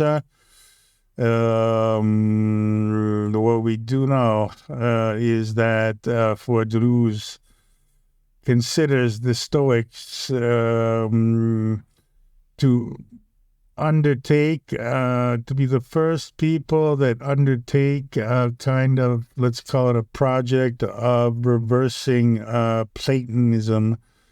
So we know that Plato gives ontological priorities to transcendent ideas, and for the Stoics, by contrast, only material bodies exist. The contents of ideas are reduced to mere incorporeal effects, which will be very important for Deleuze, so we'll highlight that if we can. So the contents of ideas are reduced to mere incorporeal effects in what the Stoics called lectas or sayables. So in this case, quite logically, the transcendent ideas of Plato for the Stoics, they reverse this and they say the only thing that exists are material bodies. However, at the same time, there are contents of ideas, but they have been reduced ontologically to a state of incorporeal effects. And the Stoics apparently had a word for this, which was lecta, or sayables. And universal concepts are dismissed as not even this, being figments of the imagination. So, apparently, according to this reading, for the Stoics, a universal concept is something which is just a mere dream or a hallucination. And here, we wanted to look very quickly into this quick issue on lecta, which we're not going to get into too much right now because, once again, these are all themes which we can dedicate our lives to study, and I doubt anyone will ever get to the absolute truth on these issues. But just reading the inclusion of lecta in ancient discussions on theories of language by rival schools tends, what is more, to confirm that lecta are indeed part of a Stoic theory of language, and yet the attacks are unanimous in this, that the Stoic lecta are additional items which do not contribute anything to a theory of language but merely create difficulties. The general tenor of the attacks can be summed up in the damning view that the Stoics do not, in fact, have a theory of language, since whatever it is that they are proposing with their introduction of lecta does not stand scrutiny, but whilst there is a generalized targeting of the Stoic lecton, the nature of the complaints varies from one school to another. So this obviously comes from an article which criticizes Stoicism based on its very fragmentary nature, but we might jump into that a little bit further. But the important thing to remember, and because this podcast is about Gilles Deleuze, is Gilles Deleuze sees the Stoics as being the first people to initiate this revolution or reversal of Platonism, where they say it is matter, it is the actual, it are actual bodies that count, and that the ideas of Plato are reduced to lecta, which we can broadly define as difficulties, or sayables. They are brought into speech from ideas. What we get from ideas are sayables, phonemes, particular words and occasional meanings from speech. But lecta for the Stoics are something which are, as with Plato, incorporeal. They are not attributed to being itself, but they are there as something. So, once again, the point here is we're leaving a lot of, untied knots, and things are kind of open, but it's just kind of important to understand how Deleuze is looking into the Stoics, and he finds, obviously this reversal of Platonism, which in Hume with empiricism will become very important, and at the same time, And obviously, with the Stoics and Deleuze's readings of Stoics, it's open to all kinds of forms of debates, etc., etc. But Deleuze, I think it's very understandable what he's finding there, what he's discovering. Now, is it this reversal of Platonism, and we'll get into this more or less right now, but this is what Deleuze is going to call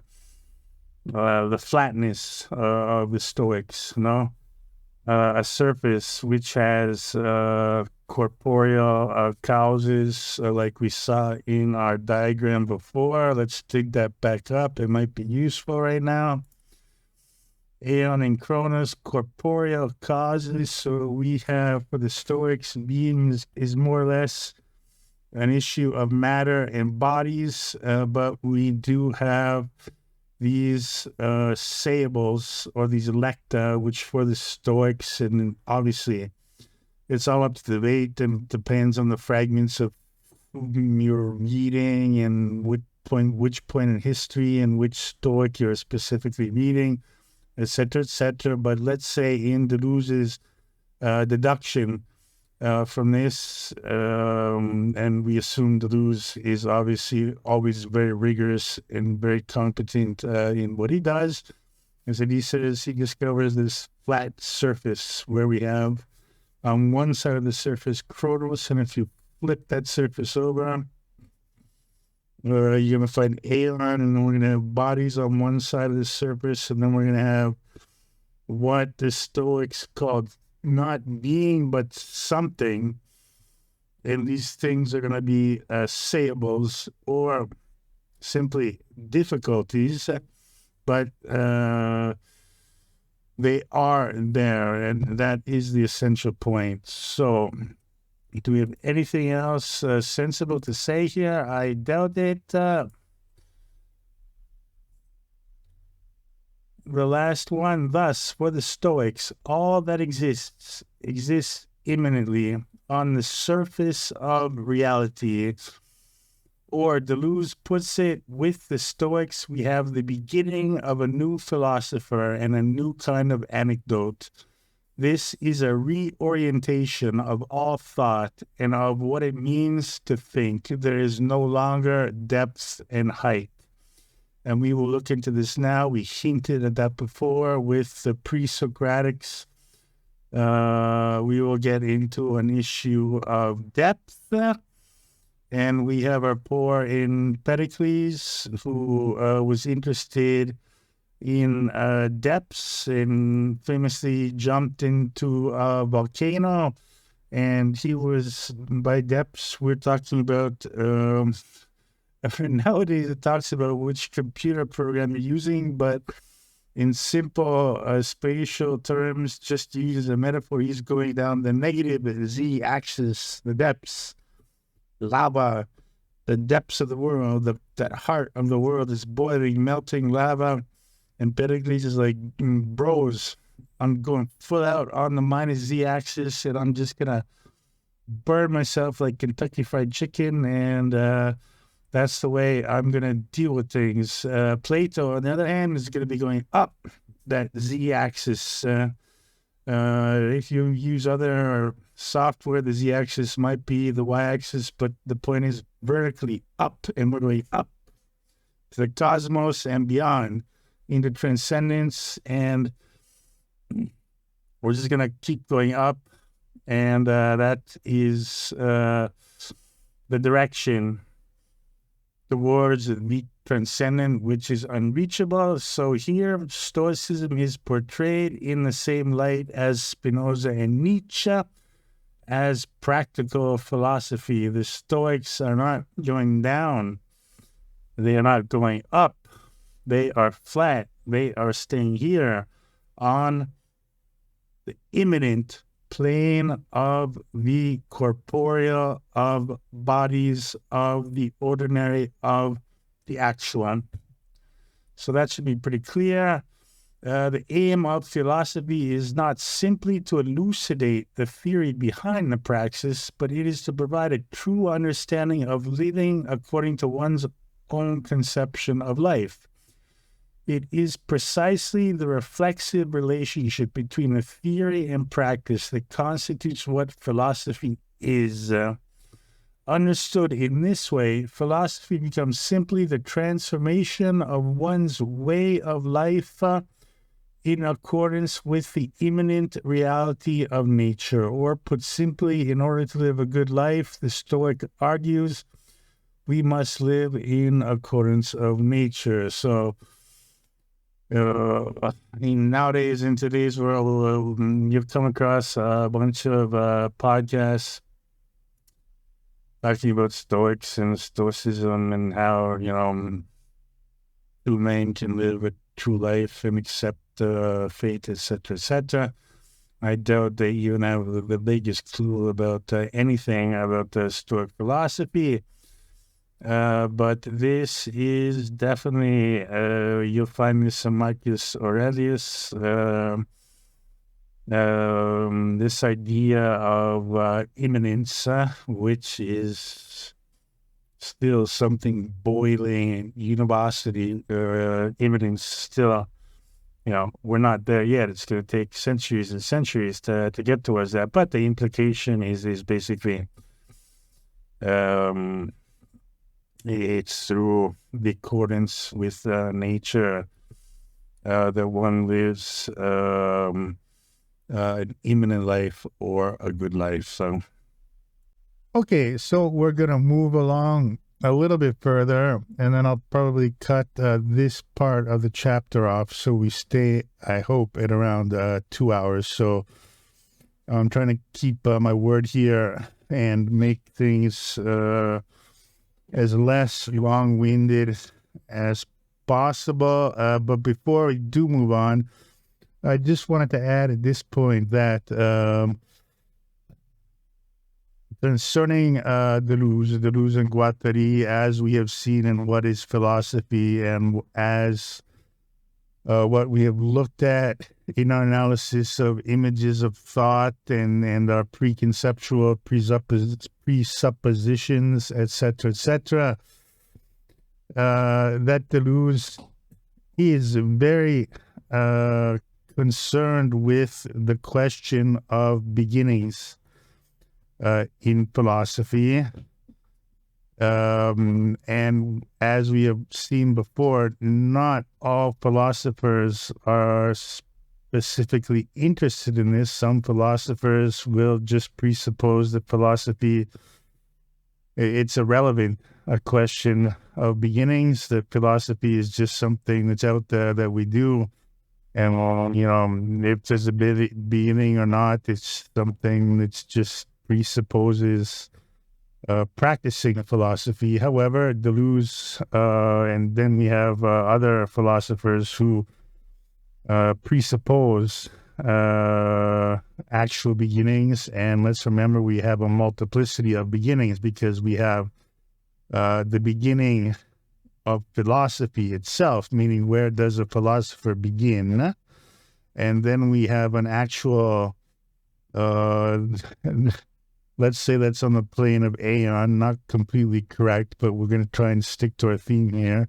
But at the same time, Deleuze is very, very interested and very, very rigorous on determining a beginning of philosophy, let's say on the temporal plane of Kronos. And we've looked over that before, and that's why we're doing all this stuff right now, because Deleuze and Guattari will state that philosophy begins specifically in Greece with the Presocratics, Post-Socratics, up until modern days. So philosophy is a specifically Western thing, or has been up until a certain point. And it began in the Greek islands, in the shadows of the antique empires.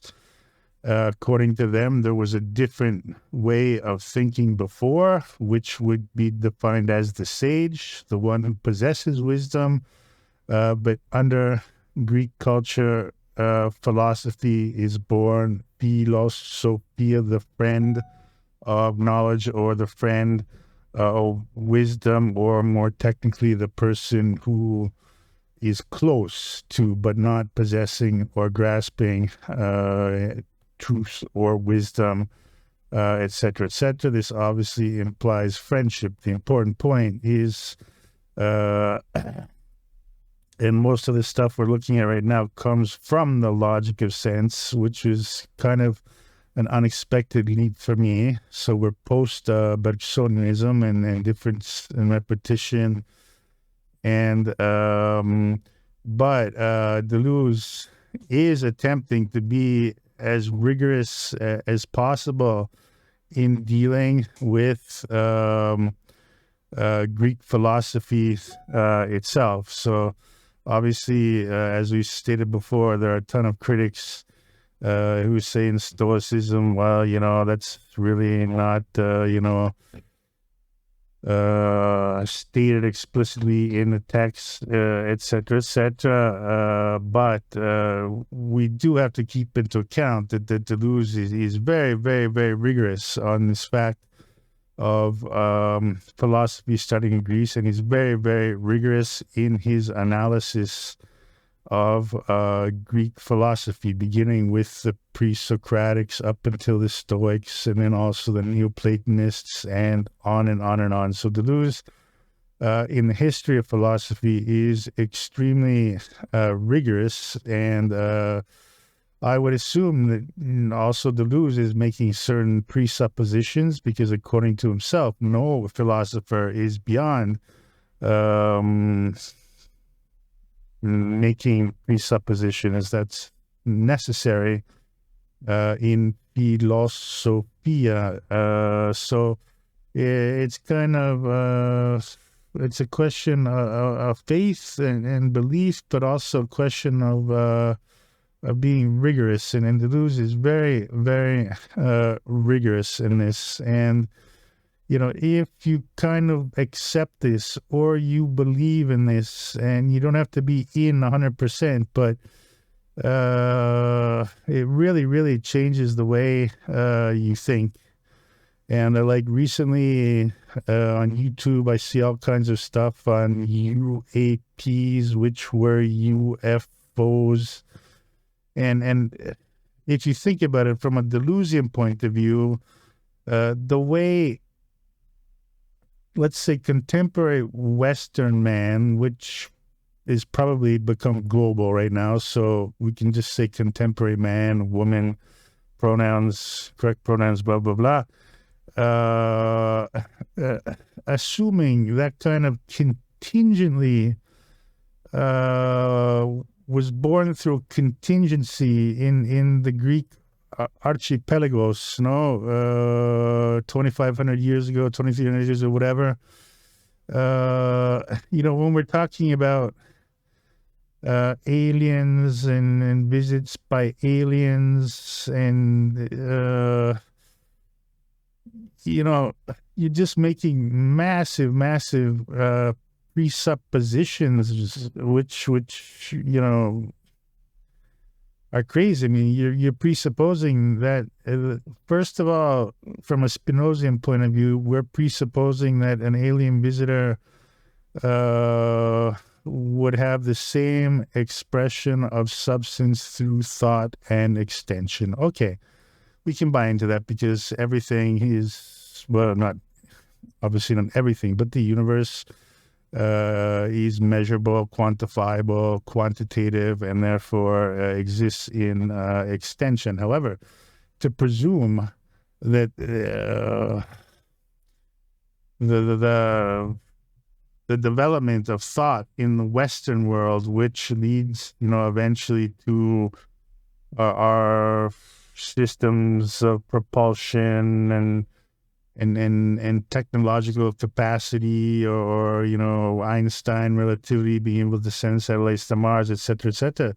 You're already presupposing that some kind of alien being thinks the same way that Western man has been thought to think, and probably, if you go back into history, that's a relatively small period in time in which philosophy has existed compared to the overall existence of mankind and the ancient empires, the Egyptians, the Chinese, great Chinese empires, the great Middle East empires, etc., etc. So already when you look at this stuff, there's just this presupposition, it's almost Cartesian, no?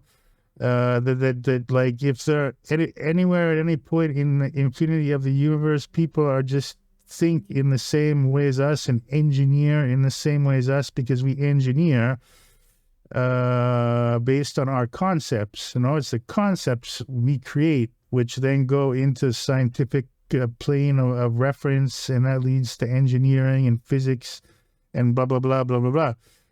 So I think my point here is that Deleuze, in being so specific, and once you get into l'anti-Oedipe, anti-Oedipus, like even capitalism is something contingent, according to Deleuze and Guattari. That's something that could have occurred, throughout the history of not Western civilization. It could have happened before. Capitalism could have occurred in Egypt, in the ancient Chinese empires, but it did not, because there had to be this contingent encounter and relation created by capital as an abstract value and man, woman, correct pronoun, as an abstract force of labor. That is a contingent thing that could have happened at any point in history, however, did not for a whole bunch of reasons.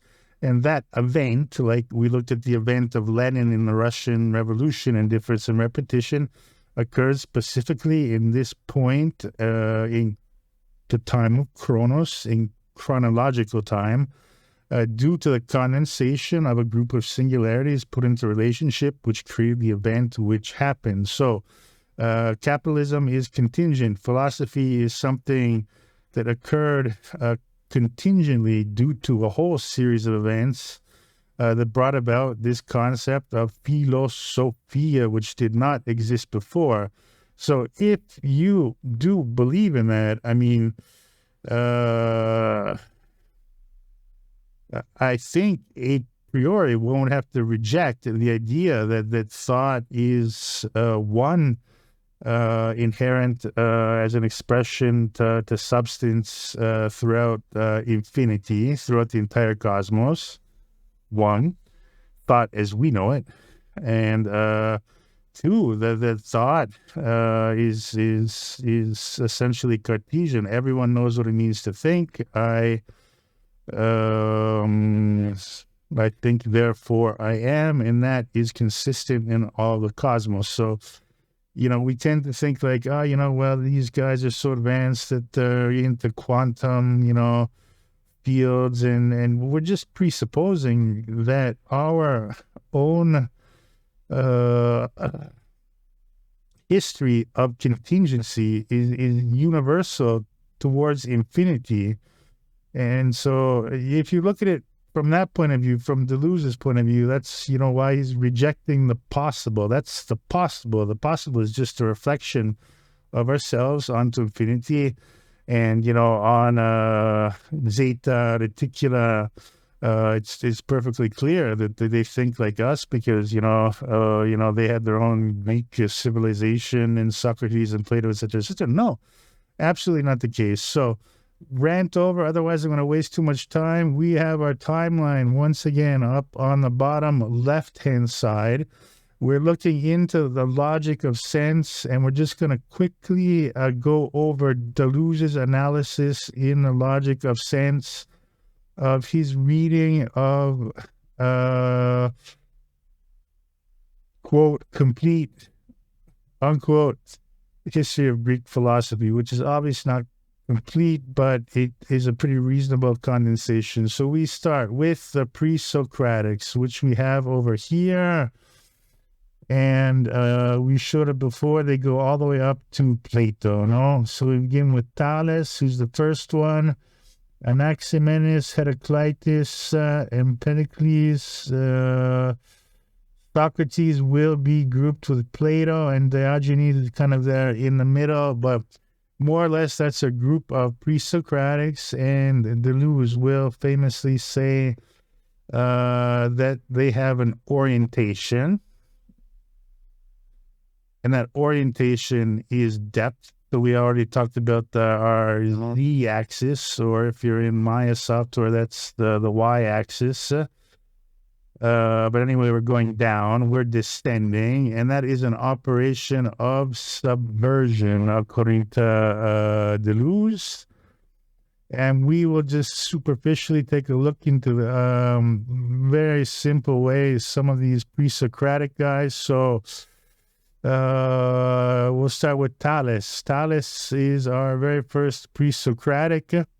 The first philosophers followed him in explaining all of nature as based on the existence of a single ultimate substance. This is the arche. So all of the pre-Socratics were looking for the arche, the single ultimate substance. And Thales began theorizing that this single substance was water. Thales thought the earth floated in water. So water obviously implies depth, and the world is floating in this incredibly deep cosmic water, and water therefore is the single ultimate substance for Thales. Anaximenes is known for his belief that air is the arche, or the basic element of the universe from which all things are created. Like the Milesians before him, Thales with water, Anaximenes with aperon, and Anaximenes with air, Heraclitus chose fire as the arche, the fundamental element that gave rise to other elements. So in all these cases, in Deleuze's analysis, he's saying these pre-Socratics, in their chase of trying to determine the arche, the single ultimate substance of the cosmos, we're all performing operations of descent, descending into the depths of matter, descending into the depths of the ocean, descending into the fire of the volcano, descending into the infinitely deep water, which is the basis of the cosmos. So that is the issue. Deleuze is reading in a very, very, very synthetic way of the pre-Socratic school. And, okay, so at this point, we're going to leave the pre-Socratics behind for the time being. And I apologize, I have to heavily rely on my tablet here because of logic of sense. It's hard to dig up in an indexable digital form. So we are now following, according to Deleuze, following the pre-Socratics. He is going to group Plato and Socrates together. Surely just to be too synthetic, because Deleuze is interested in creating his own philosophical system, not being a 100% a philosopher only interested in the history of philosophy. Now, this is the chapter on Plato. And if we go back to our chart, we have Plato and Socrates. The orientation now changes. We are not going in to matter itself. We are not taking deep depths, searching for the arche, but we are going up. Our movement is ascent. The orientation is height. So that is the positive z-axis or positive y-axis, and the operation is an operation of conversion. I'm going to read this passage, which I find to be really, really quite lovely, actually. So I hope I can do, without the help of any deep breaks, I can do it justice. The popular and technical images of the philosophers seem to have been set by Platonism. The philosopher is a being of ascents. He is the one who leaves the cave and rises up. The more he rises, the more he is purified. Around this ascensional psychism, morality and philosophy, the ascetic ideal and the idea of thought have established close links. The popular image of the philosopher with his head in the clouds depends upon it, as well as the scientific image according to which the philosopher's heaven is an intelligible one, which nonetheless does not distract us from the earth, since it includes its law. In both cases, however, everything happens in the heights, even if this is the height of the person in the heaven of the moral law. As we ask, what is to be oriented in thought? It appears that thought itself presupposes axes and orientations according to which it develops, that it has a geography before having a history, and that it traces dimensions before constructing systems. And, mamma mia. Sorry, I find that so interesting because there's this, beyond, the well-studied temporal aspects of Deleuze's philosophy, this idea that there's this kind of presupposition of spatial orientation, which personally I find very, very fascinating. So, thought itself presupposes axes and orientations according to which it develops, that it has a geography before having a history, and that it traces dimensions before constructing systems. Height is the properly Platonic orient. The philosopher's work is always determined as an ascent and a conversion, that is, as the moment of turning toward the high principle, principe d'un autre, from which the movement proceeds, and also being determined, fulfilled, and known in the guise of such a motion. We are not going to compare philosophies and diseases, but there are properly philosophical diseases. So we'll leave it at that. Sorry. Anyone who's followed a bit this podcast, that should be all pretty clear that Plato is moving from the cave full of lights and shadows, and Plato's saying, in this cave the sun comes in and there's light, projected light. Light is a projection, and then there's darkness, but we are going through an operation of conversion from the cave of appearances, of reflections, of phantasms, and we are going to ascend, and we're going to convert ourselves. Conversion, and we are moving up, and those are the axes, the presupposed axes of a Plato, and we are moving up, all the way up, until the question of philosophy and morality will lead us to the transcendent world of ideas, and this is also a state of purity. So that should be pretty obvious to all, and we've moved from the pre-Socratics, who are jumping down and taking deep dives in the ocean and throwing themselves into volcanoes and doing all sorts of crazy stuff, but Plato grows himself a set of wings.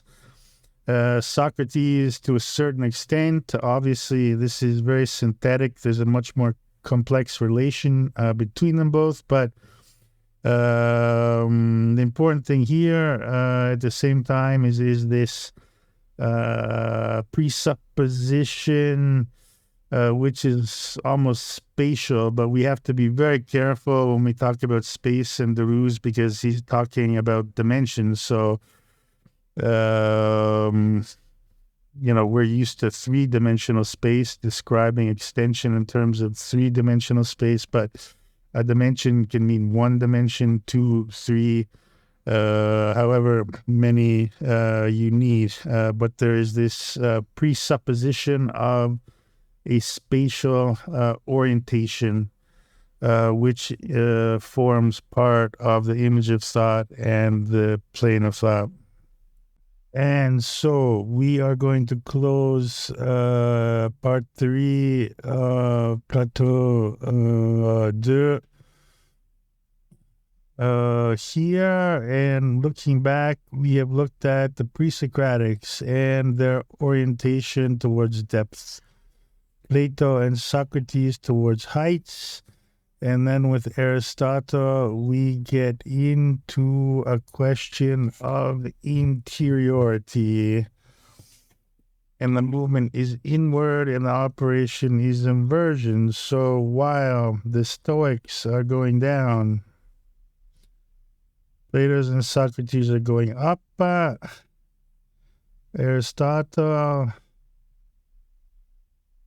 is, we're going to draw a sphere. He's moving inwards. That's his spatial orientation. He is not moving outwards from the self or the being, and he's moving inwards. And let's take a quick look at why Deleuze comes to this deduction. Since Aristotle, the form of the true has meant the universal and the necessary. The true is that which is universal and necessary, always and everywhere in all places and times. So Aristotle has the concept of truth. And the true, and in a very Cartesian fashion. We've seen this before, Cartesio and Aristotle. The concept of the truth is something which is interior, which is something inherent within each individual. So, and we can hear the echoes on the plane of Aion and Chronos of Cartesio, Descartes in Aristotle, no doubt about it. The false has no form, and error consists in giving the false the form of the true, although error itself does not itself affect the form of the true as universal. So,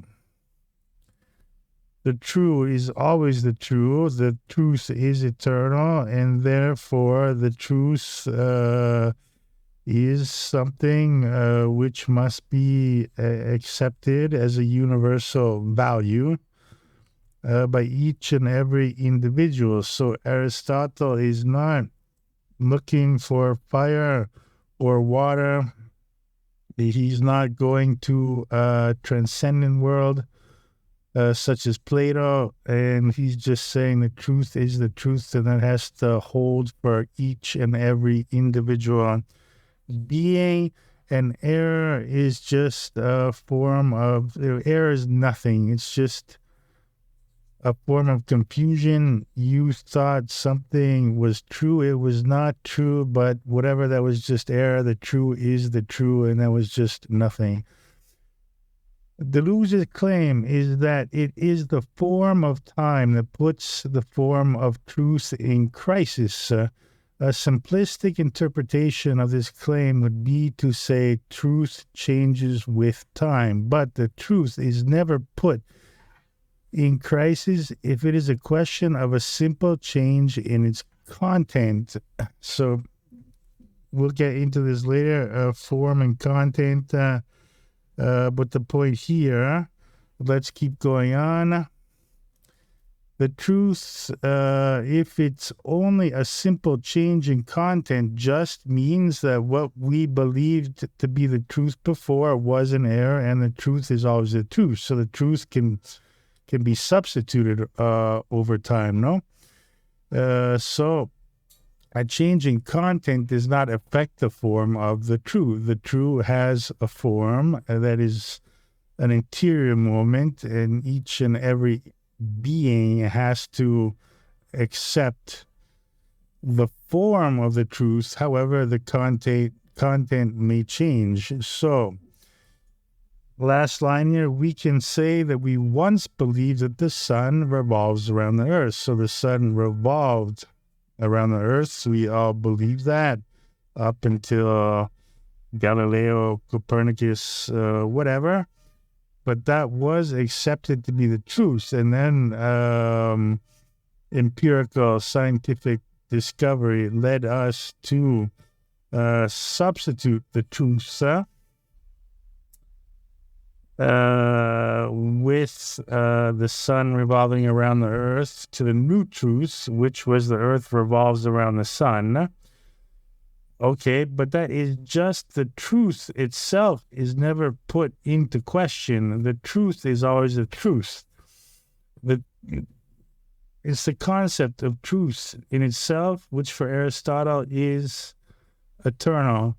And error that's individual error. That's also an inward movement, no? I believe that the earth revolves around Jupiter, no? So for me, that's the truth. But then, someone shows me scientific data and then I say, oh shit, I was wrong. Okay, but that is just error, so that is nothing. It doesn't count.